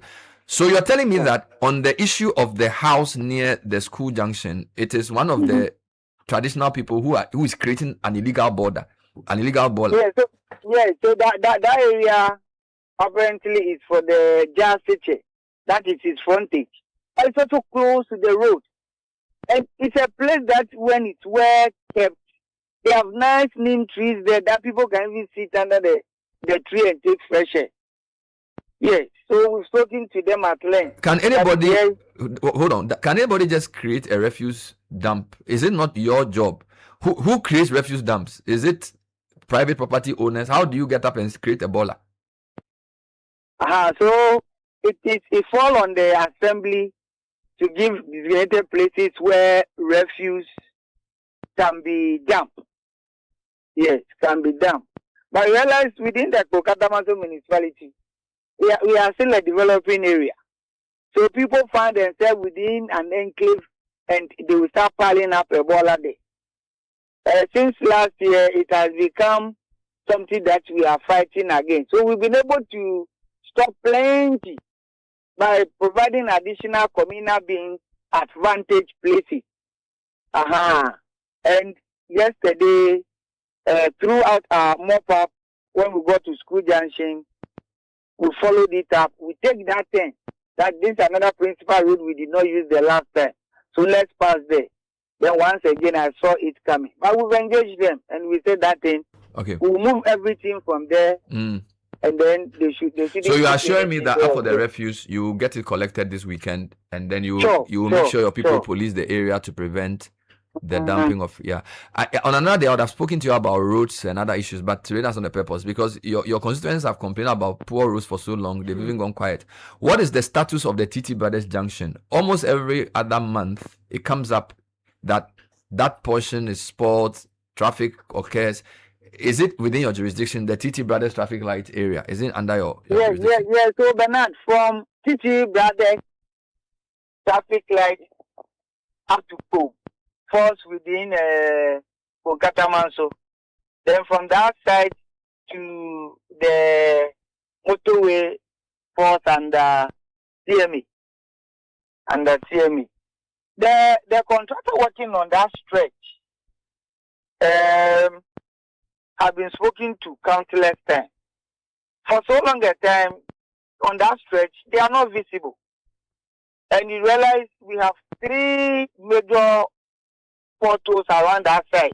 Before you get to the Citi Brothers traffic light, immediately after that one, before you get to Action Chapel. And in the morning, it can slow both vehicular and human traffic. Seriously. I spoke to them last month, and then they've come to do some minimal work there, and now the traffic is flowing. But we've spoken to them that, yes, that stretch, if they could be doing the thing in phases. So now take from the motorway roundabout, all that you have to do at the edges here and there, kindly get it done, maybe up to the free zones enclave. Then we know that this month we've been able to solve this area, and then we'll move on. But they look as if almost all of them, for now, along that main stretch, they are not visible. My urban roads engineer, as I told you yesterday, we were all on the foot. So I've started there as well to make a follow-up at urban roads and highways, and let's see what exactly the issues are. We'll leave it here. I spoke to one of the engineers and they were blaming it on the rain. I was like, this thing has been so before the rain. Yeah, so it has also been a major concern. We'll leave it here. Thank you, STQ Morton. He's the MCU for Katamanso, responding to some of the issues we raised. Yeah. At least he admitted the refuse heap they are getting it collected. You know, these things should be happening routinely. It doesn't have to come on radio. True. But of course, sometimes people don't have access to their leaders, and therefore they have to use the platform of radio. But we are back on the attitude issue, because think about it, Samens. You are a refuse collection contractor. You have an Aboboya. You've gone to collect refuse from somebody's house, and then you decide that in the night or when nobody's watching, you go and pour the refuse next to the roadside. I mean, what kind of system creates a human being like this? And it's not one or two, it's a lot, because on the motorway they do it. It's almost like they don't have a conscience that putting refuse near the roadside and leaving it is wrong. I mean, how do you get to a point? So now they must put people in the night to be policing the police. How? Yeah, but the thing is, you know, Bernard, the man is just doing the minimal effort. Maybe let me not say minimal effort. It's optimal effort to make sure the situation is arrested. But tell me something. If he sees somebody doing that, so what? What happens? No, but you stop him. He says, and then what? No. How many of them can you stop? What I'm saying is that it's because we have permitted it. Nothing happens to them even when they are found. So, because we have permitted it, it's become the prevailing culture. So, these boys, you know, like the way the trotro drivers do. Trotro driver will be by your side in traffic. Then he sees another trotro driver in front. Then he just stops. He wants to overtake him so that he gets to the next stopping point to take the passengers. That's what these Abuboya guys do. So, if he's transferring rubbish from the collection point, and he sees that someone is going to pick another, he wants to quickly offload. And so, if he's going to have problem getting to the site, he will just dump it somewhere and go back and collect the next one. Now they are doing it increasingly. I mean, it's now happening at 37 Bishop Bowers Abosoka. So it's no longer even motorway, and that's the point I'm like near school town. So I'm saying that because nothing happens to people who do these things, and we won't stop saying it. But how do we stop it? See, if somebody can, let me read this message, then you can do it. It says miscreants have started heaping rubbish along the mortuary road. Mortuary road, on the opposite side of what has always been a rubbish heap, meaning both sides of the road. Now, as you drive from Abosoka towards Kolebu and pass the traffic light at Bishop Bowers, Latebi Okoshi Junction, you now see on your right a mountain heap of rubbish in front of a nice residential building just before the mortuary.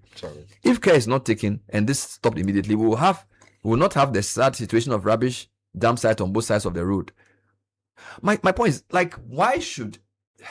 Is it like the city governance is failing, or people are just not correct? That in the middle of Accra, and Abuja will dump refuge and leave it. It's not just city governance. It's a systemic disability. It's a systemic disability that we skip over the very things that can strengthen the foundation of our urban centers and our cities. You understand? So, I mean, I don't have patience for certain things. For instance, when I see somebody with a DV plate driving up and down, crossing traffic lights, red lights and all, you have a DV plate. It means that you are not even insured. Or No. You have insurance before you move any vehicle in this country. Even if it is DV means that it's a defective vehicle. Yeah, the one that if you haven't registered, properly registered. That's what I'm saying. Yeah, that's right. But they don't have all their details and all those things. No, when you're going for the plate, there are requirements you have to meet before it's given to you. But it's not fit for everyday use. Generally, yes. If you are driving by heart, they're all over the place. In fact, these days you can even see a vehicle without any number plate driving freely. And the police are not interested. They're interested in you. So I'm saying that, but how do we build our society like this? I don't know. So I mean, the little acts of indiscipline that we permit, they grow up and they show up in other sectors of our economy. And they come as monsters. And we are not able to deal with. It's very frustrating. I mean, you dump rubbish anywhere. How? And when we are discussing national issues, you want to discuss some. When they see they're even insulting their MP. To solve that problem. The lady was insulting the MP. Yeah. The one, Jerry. No, but you know, Sky, for me, I also think that we I don't know. It's gotten to a point where the mindset of the Ghanaian has to be. We need to do something. It's a serious issue. It's drastic. See, let me tell you this. The military people are clearing the road for the new Accra Kumasi. The 48th regiment. Yes, the Accra Kumasi Express Road. So they are plowing this thing through villages, through farmlands, and some people have decided that they will also make business out of it. So go from the Esamankesi across so enclave into the Upon Nkrumah's constituency. That system. People have started a business of sand winning. So when the people clear the land, then they go and dig inside. And some of them, I am told, were even fake military uniforms, and let the villagers think that they are military. The impression. So when the soldiers finish working, they come and work. Yes, then they come and do sand winning. Seriously. And some of them too go there and harvest people's farm produce that the military people have given them permission to come and clear. So this is somebody's business, crowd. You see the mindset thing. When we are here clapping for the military, somebody too has created business. Sand winning. Military people, if you don't know, go across a friend say, so they come and they use trucks. Yes, it's happening. They go and yes. And the adjoining farms, they are just pillaging everything. Can you imagine? Esamankasi, if you don't know that, Esamankasi General Hospital, towards across the road, Charlie Chaka. Criminal elements. I mean, the mindset, they just say the Sudin Gusu. But to change the color. As has been hinted, sometimes you need punishment. You need punishment too. So who's on the line? Yes, let's talk to the former mayor of Accra, MP for Ablekuma South. Just asking him what he makes of the way our cities have become, and I don't know whether he has any solution. Doc, thanks for joining us. Good morning. Yeah, good morning, and good morning to all of your participants on the show with you this morning. I'm very concerned. I share your concern in what you are discussing about the refuse and rubbish and everything that we have in this all over our country. And it seems to be like we need to throw our hands and throw the baby and the bathwater away, but we shouldn't do that. I think that what we need to recognize is that it takes standards. It takes standards to maintain our expectations. If we have standards, then we must rise up to ensure and enforce the standards. Please, we have assemblies all over the country. where are our sanitation courts? Where are our sanitation courts? Our sanitation courts must be in place. And we must enforce. We must arrest and enforce. Okay? Aboboya trucks and Aboboya drivers and this, they should not run our cities. They have been given opportunity to earn a living. The problem is that when they are going to the sites where they have to dump, they don't want to pay. They don't want to pay. So they find a way and they dump by the wayside. But where are our city authorities to arrest them? They should be arrested immediately. They must be taken to court and they must be disciplined. Okay? That is the enforcement needs to happen. Our cities and city authorities cannot give up on this fight. Doc, when you were mayor, AMA was much bigger. Now AMA is just three districts. So it appears that the weaken, how do I put it? The increase in number of assemblies and the reduction in the size has hampered their ability to effectively manage the city. What do you think? When I was mayor, from Bawe all the way to La was under me, and I was in charge, and everybody knew that Okubandapo was in charge. Right now, who is in charge? We have, and that was my concern when we were going to divide the Accra into all these multiple assemblies. That was my concern, that it will come to a point that nobody will be responsible, but the MCEs have to stand up and be responsible. But what I'm saying is that we have to put the structures in place. We can't just have officers. We should have structures in place. Where are the sanitation courts? Look, yesterday we have passed a bill to introduce tribunals. Let us then look at it. If it's going to be at the district level, at the regional level, and use this court system to bring sanity into our country. It is now getting out of hand. We need to stand up. This issue of when you arrest, then they say, well, man, hey, if you're not going, we need to stop it. We need to face our challenges with a firm conviction that we do not like this and it needs to stop. Let me ask you another question. How we are having challenges getting a final waste disposal site. Bone is getting full.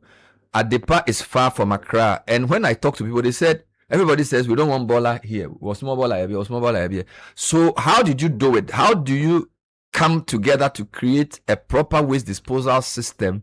Because part of the problem is that the place is so far that when the Abuboya is going and it's in the night, he gets tired and he leaves it. So we may need a new approach to getting final dump sites. Well, what are your thoughts on how to sort that out? Okay, so look, during the time when I was mayor, we look at all these issues and we put together a program to sort of answer and provide solutions to all these challenges. And that's what...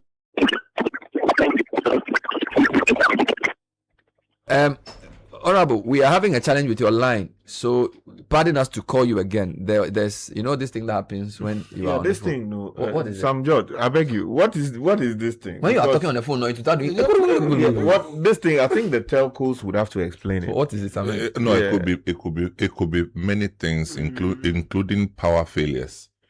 It could be many things. It could be many things, including maybe power like the station that has the yes, because they have cell sites littered across the country, and the system is in a row hand situation though. But there are some times they record power failures that disable the whole transmission thing. Because sometimes when I hear that, I think, why is somebody enter my phone? Okay, Mio, sorry, we lost you. You are back. You were explaining what you tried to do with the refuse dump. The line went off. Please go ahead. So during my time, we were trying to find a dumping site and not just dump, because that's what we'll be dumping and dumping.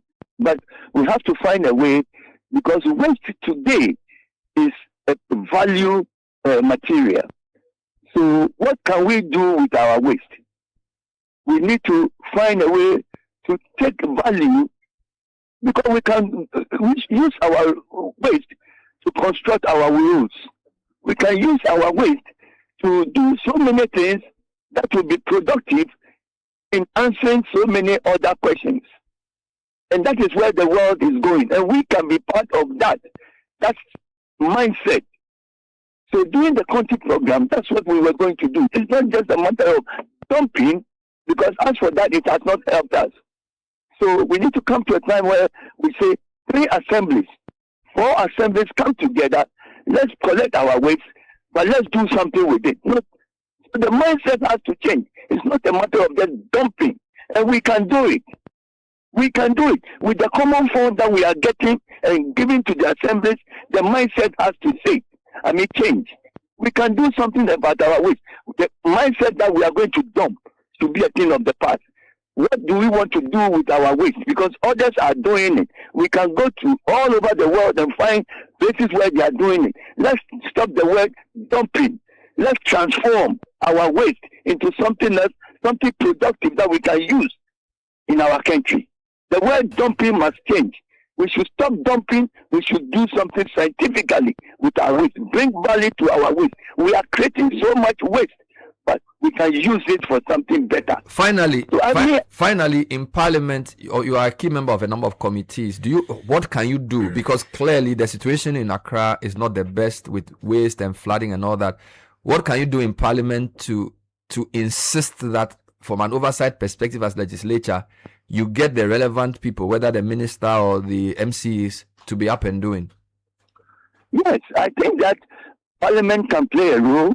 Our committees on sanitation can play a role.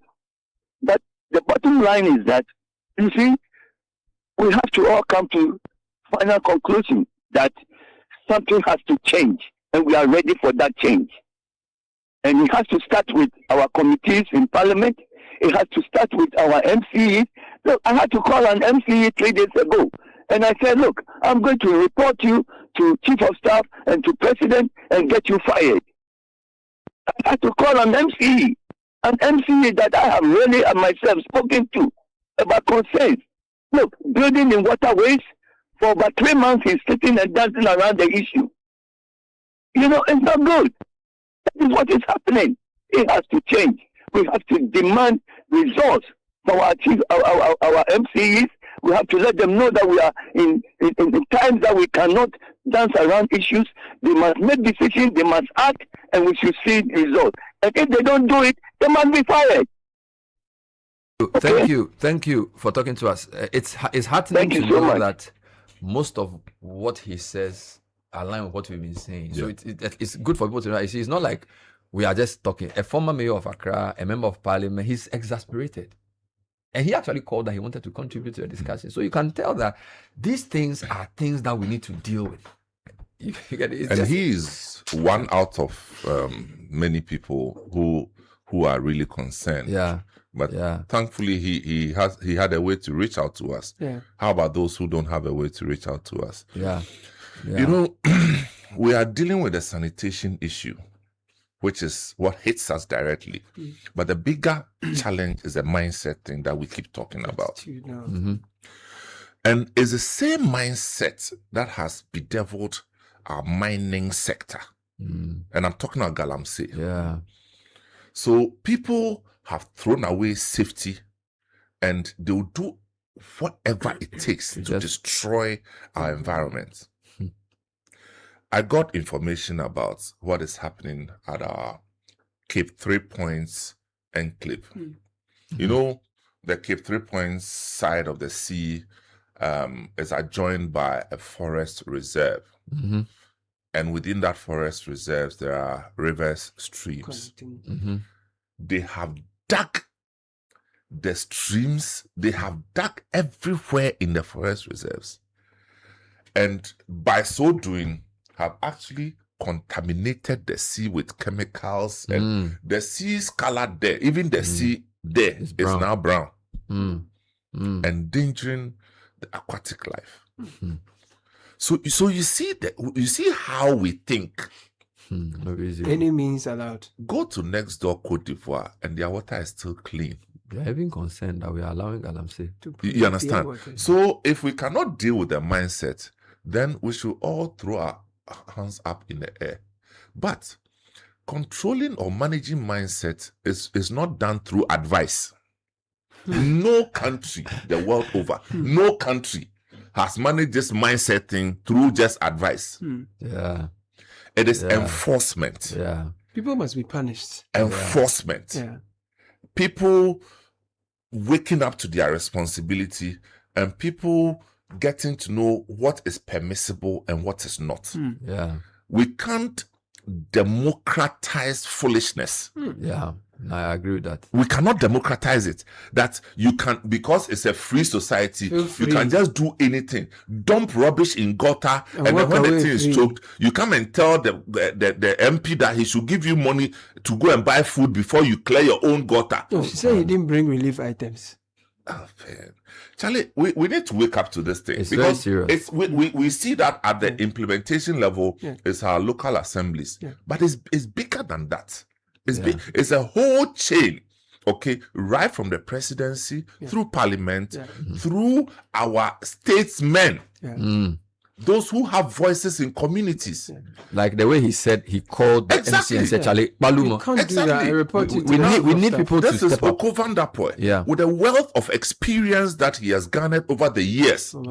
You understand? Yeah. And this is just, he had just 5 minutes to talk and you could hear him. Yeah, you can that feel this that. experience talking. Yeah, he's so very you ask yourself, are we the only people who are concerned?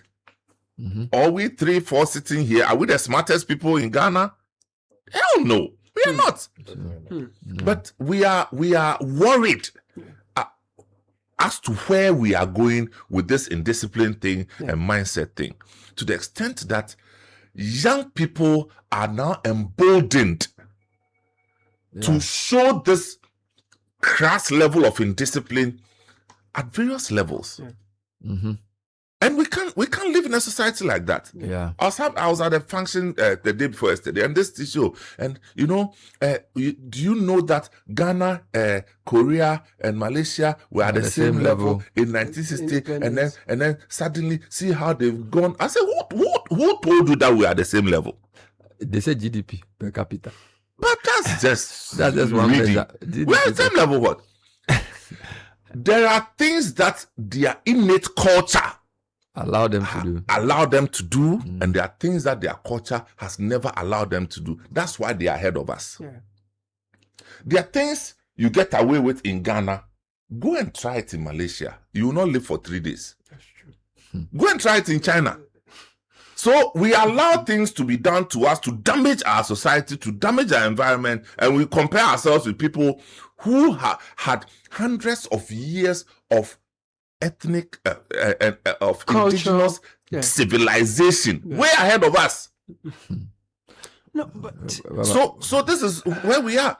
If we cannot correct these fundamental issues, then no World Bank loan will solve our problem for us. Look at the Korle Lagoon. We've been talking about it. Charlie. Stop the World Bank money. The Korle Lagoon has swallowed World Bank money. Rana himself, he pregnates. The lagoon pregnate with filth. Meanwhile, the World Bank money that has gone into it. So that should tell you that it's not about money. It's our attitude. The mindset. And he asked a question about who is in charge. Because the mindset... We'll get to that, not to cut you. Sure. You see, only last week, we had a National Sanitation Day, right? Yes, we did. And we did what? We desilted our gutters. True. The ballers still there. Where's the baller? Some have been sent, but some are waiting to be collected. You see, so this is where we are. This is the problem. No, we are exhibiting the baller. Stop that. Let me do some comments, man. Let me do some comments. Good morning, Bernard. This sanitation thing. There is a new trend in Nungwayan where the Aboboya collectors come for the refuse, leave the rubbish behind your house if you are not there. They make sure no one sees them and they still collect the money. No, Sky. So they will take the money while you are, as if they are collecting the thing and taking it out. Then they will just leave it behind your house. This is terrible. Good morning, Caleb. There is this nasty and uncivilized act in Adenta. Driving from Victory School to Senate Estates, right within the estate, you will see men doing number 2 in the big gutters. Very shameful. Nibi is sending from Oyarifa. All their tools outside. Senate Estate, power inside the Senate Estate. Grown up men. Good morning, Bernard. I would like to bring to your attention a development by a choba operator located within the Kufuria Stadium premises. They dispose their wastewater in the open under an ECG pole. There's a health hazard as a result for those of us living around. Okay, yeah, I'll send that from Kufuria. Please tell Kwasaf Engineering, the contractor working on the Hachobosha Road that leads to the Grand Style Hotel, to come back to the site and speed up works. It's only in Ghana that contractors working on roads see it as if they are doing residents a favor. Works have stalled, and they have diverted traffic to an alternative route, which is not more trouble. Smaller vehicles compete with big trucks carrying sand every day. The annoying part is that the alternative route is more of a one-way, so you always have to wait for cars and trucks coming from the opposite direction to pass before you continue. Star sent this from Bosche this morning. There are other messages as well that have come through. The contractor needs to be up and doing. Yeah, so I just want to say something quickly about the standards that the former AMA boss spoke about. You know, he served between 2009 and 2017. Under the Mills and then subsequently the Mahama administration as mayor of Accra. Of course, he's remembered for many of the reforms that he either executed or attempted to execute. One of the things that he spoke about standards. Look, when someone comes to collect garbage from your house, under contract to properly dispose of that garbage, it is expected that he will take the garbage from your house and take it to a disposal site. Now, he spoke about standard. Between the time that he collected the garbage and the time that he deposits it, or does not deposit it, who polices it? Do you understand? There should be a way of properly tracking and being sure that the garbage you have come to collect in from my house, you have taken it properly to a disposal site. So that if you come with a truck at 5:05 a.m., we should have an idea how long it takes to get to the disposal site, right? And we must have evidence that indeed you went to the disposal site. Now, these are all, someone has to sit down and think about it. That what kinds of systems, beyond assuming that, people will do what is right. It must be enforced, and you put structures in place to make that happen. You need to calibrate it. Exactly. Just like you see with parcels that are delivered. If DHL comes to pick up a parcel from your home, there are specific things they require from you. Right? You are able to track and be sure that, that parcel is going to Bernard Avle and indeed is being delivered. Either to he himself or someone he has authorized to pick up the package or receive it for and on his behalf. Why is it that we cannot distill useful principles from things like this and ensure that when people come for the garbage, they don't dispose it off behind your house or on a public property? But are they even regulated? So you see, that is where standards, as he said, would come in. In any event, why are we using aboboyas for purposes of garbage collection and disposal? Is that what they were meant for? No, certainly not. And even if you even want to go there, then there has to be a policy in place to ensure that purpose-built vehicles of that kind are deployed. But not because, people need jobs, and so you are creating public health hazard because these by allowing these guys. First of all, the ones who are collecting the money and are not doing the thing, they are depriving us of our resources. That's the first one. It's not covered. They redistribute the thing. Those who even attempt to go the distance, they share the thing on the road. By the time they get to the place, the thing is finished. Everyone has had their share. And so that some have now said, I said, Papa and Bonisu. Then they just so they now go lugubriously and down. I mean, no country functions like that. So the people who are managing the space, and sometimes when you hear the policymakers, they throw their hands in the air. That is someone telling you how it can be done. The former AMA boss has told you that, look, you are put in charge for a reason, so you take charge. Yeah. So the people who are supposed to evaluate, who are supposed to supervise these people, they have got to set up. The question is, who every week summons an MCE to his office to ask questions about the KPIs you have been given? Have you satisfied A, B, C, D? Justify why you should continue to remain in office. Who is doing that? Nobody. The people who are to do that in some cases are speaking for and on behalf of the MCEs who are failing. You understand? So people must take their job seriously. The MCE is there supervising the activities of the municipal, the assembly members, and then the unit committee people. He receives all their reports and complaints. He's expected to forward that to the regional coordinating council. Yeah. Now, the regional coordinating council also works with the local government minister. I'm talking about the regional minister, the local government minister. They are supposed to work together. Yeah. And then ultimately, they report either through the local government minister or the regional ministers to the chief of staff. So, and then the chief of staff is supposed to report to the president. So if you follow the line, the question you ask yourself is, who is actually ensuring that at every level, someone is being held accountable for what he does or doesn't do? The former mayor asked a question. He said, who in charge? And I think that's the big... He said when he was mayor, from Bawe to La, he knew it was his responsibility. Right now, we don't know.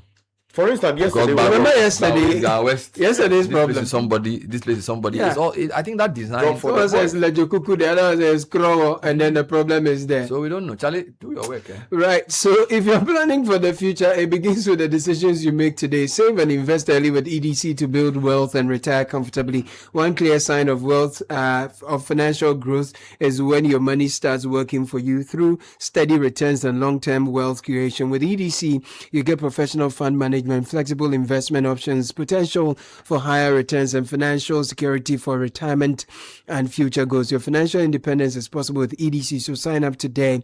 WhatsApp at 0509-268-414. And if you're looking for a best of flavor in every sip, discover the refreshing taste of Piva beverages. We have Piva Cola, Piva Orange, Piva Cocktail, Piva Grape, and Piva Tangy. So grab yours today. We are available now at a local store near you. Call 0550-032-231. Piva beverages at Taste You Will Love.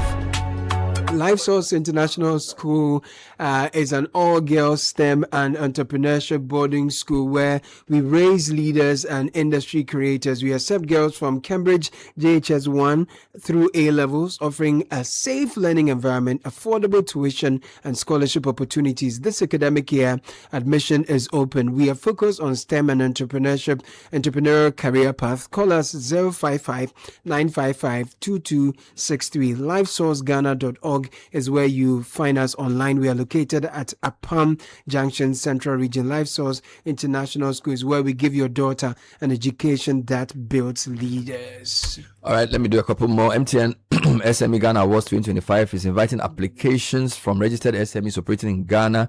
This award recognizes outstanding businesses that demonstrate excellence, innovation, resilience, and growth. Now, successful applicants stand a chance of receiving a national recognition, business support from MTN Ghana, a 1-year business insurance cover from Star Assurance, and access to funding prospects.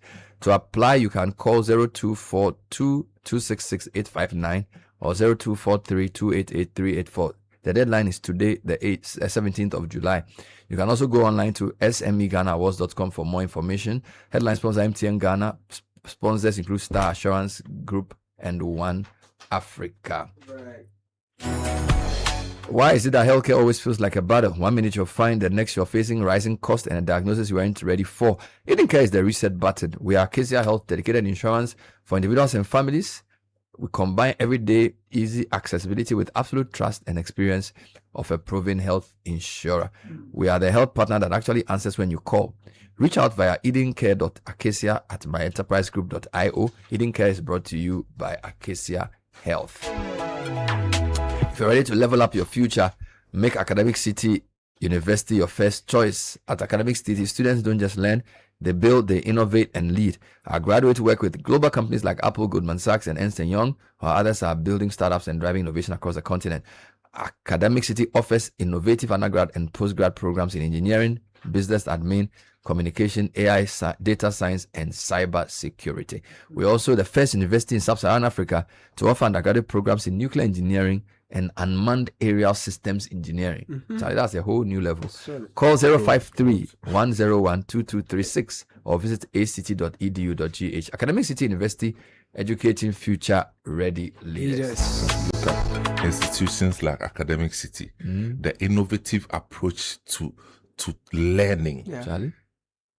And juxtapose that with what we are seeing. You have Ashesi University, you have University of Ghana, you have Central University, UCC, and then the people who have benefited from the universities who are now working. See what they are doing.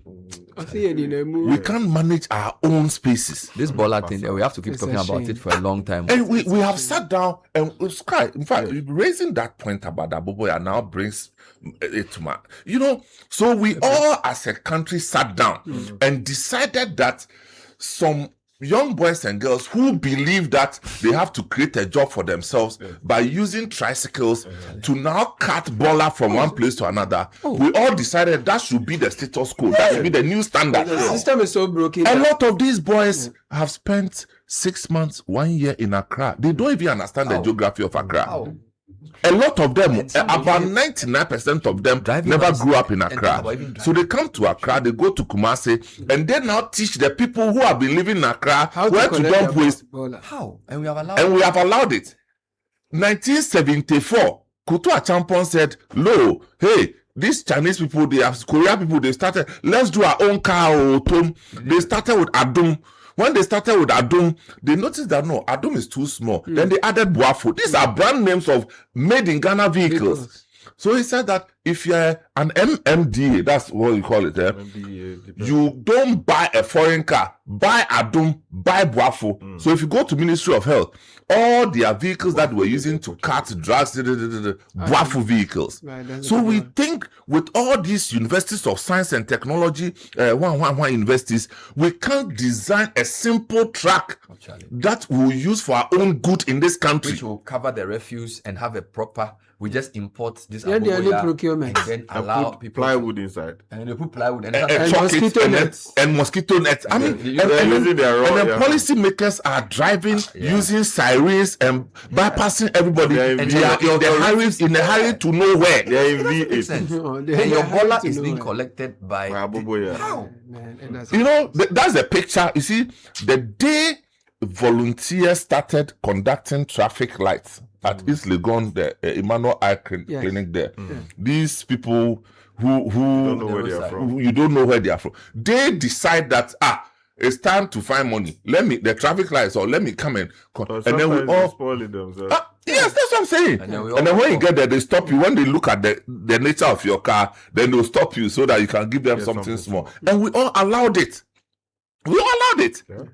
We can create volunteer workforce for Galamsey people, but we don't know that we need to sanitize our streets. We don't know that. So we all accept that this is the new normal, and the new normal is that Aboboya should carry. And I'm saying that I was trying to remember the name of the company by Diana. It's called City and Country Waste. City and Country Waste, in my memory, was the first private company that decided to take on this waste management thing, owned by Edianan. So this will be the early 90s, right? I think late 80s into the 90s. Into the 90s, yes. You understand? And then fast forward, Zoom Lion comes in. We are not seeing that this is a new industry. The other time we're talking about having an agency directly responsible for managing waste. In some countries, they actually have a ministry. They actually have a ministry. There's no standard. I'm telling you. Who set the standard? Who has set the standard? I've granted the bill for you. So we don't even see an opportunity there. We don't see an opportunity. Because I'm sure if you do a census of Aboboya, you'll be surprised how many there are. It's plenty. The Aboboya, no. It is somebody's foreign policy to invade us with the Aboboya. And we haven't done anything to manage it. Yes, and they see that they know they produce thousands in West Africa, especially Ghana.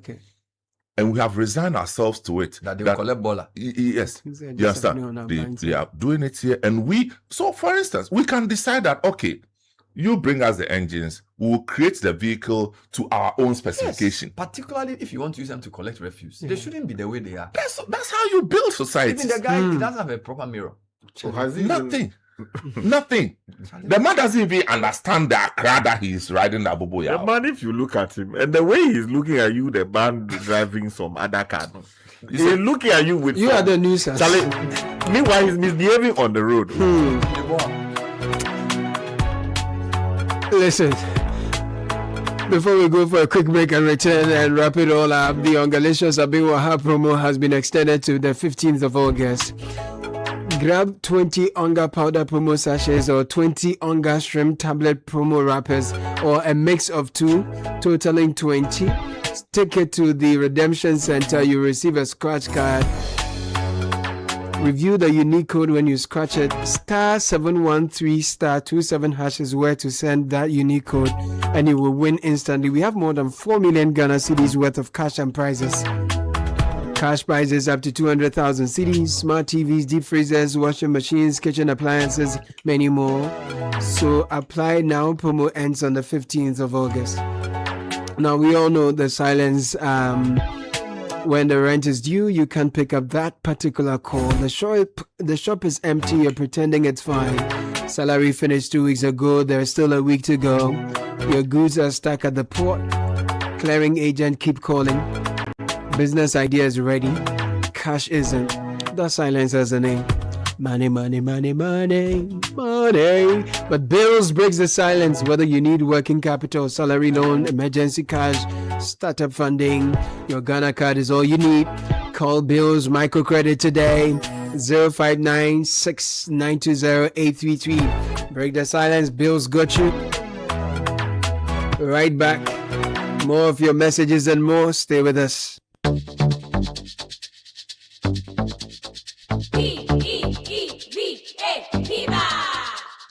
Looking for a burst of flavor in every sip?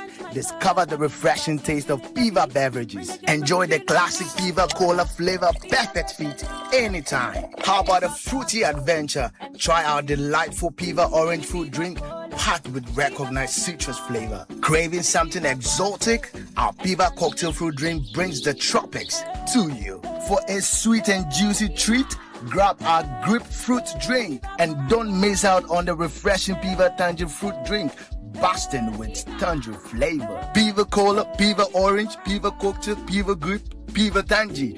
Grab yours today. Available now at your local store. Call us on 055-00-322-31. Piva, a taste you love. This advert is FDA approved. P for Piva.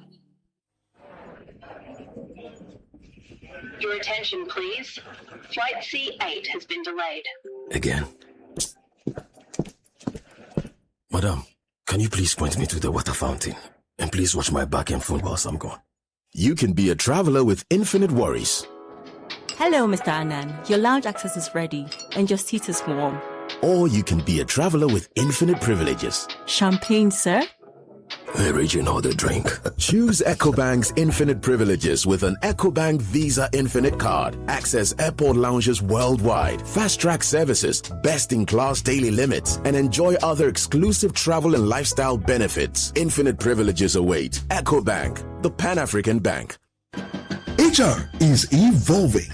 Are you ready? Join industry leaders, HR professionals, and business executives at HR Connect Conference 2026 for powerful conversations on transforming HR into a true driver of business growth and competitive advantage in Africa. The theme: from certification to competence, why elevating HR is critical for business growth and competitive advantage in Africa. The date, 30th and 31st of July 2026 at the Labadi Beach Hotel at 9 a.m. daily. Tickets are going for 2,000 Ghana cedis only. HR Connect Conference 2026. Connect, learn, lead, and transform.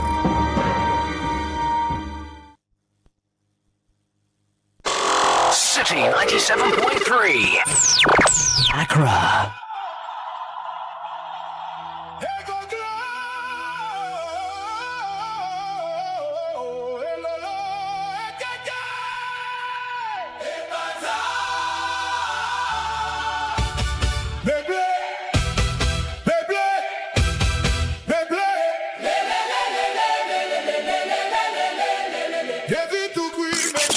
Unleashing the power of relevant radio. This is Citi 97.3.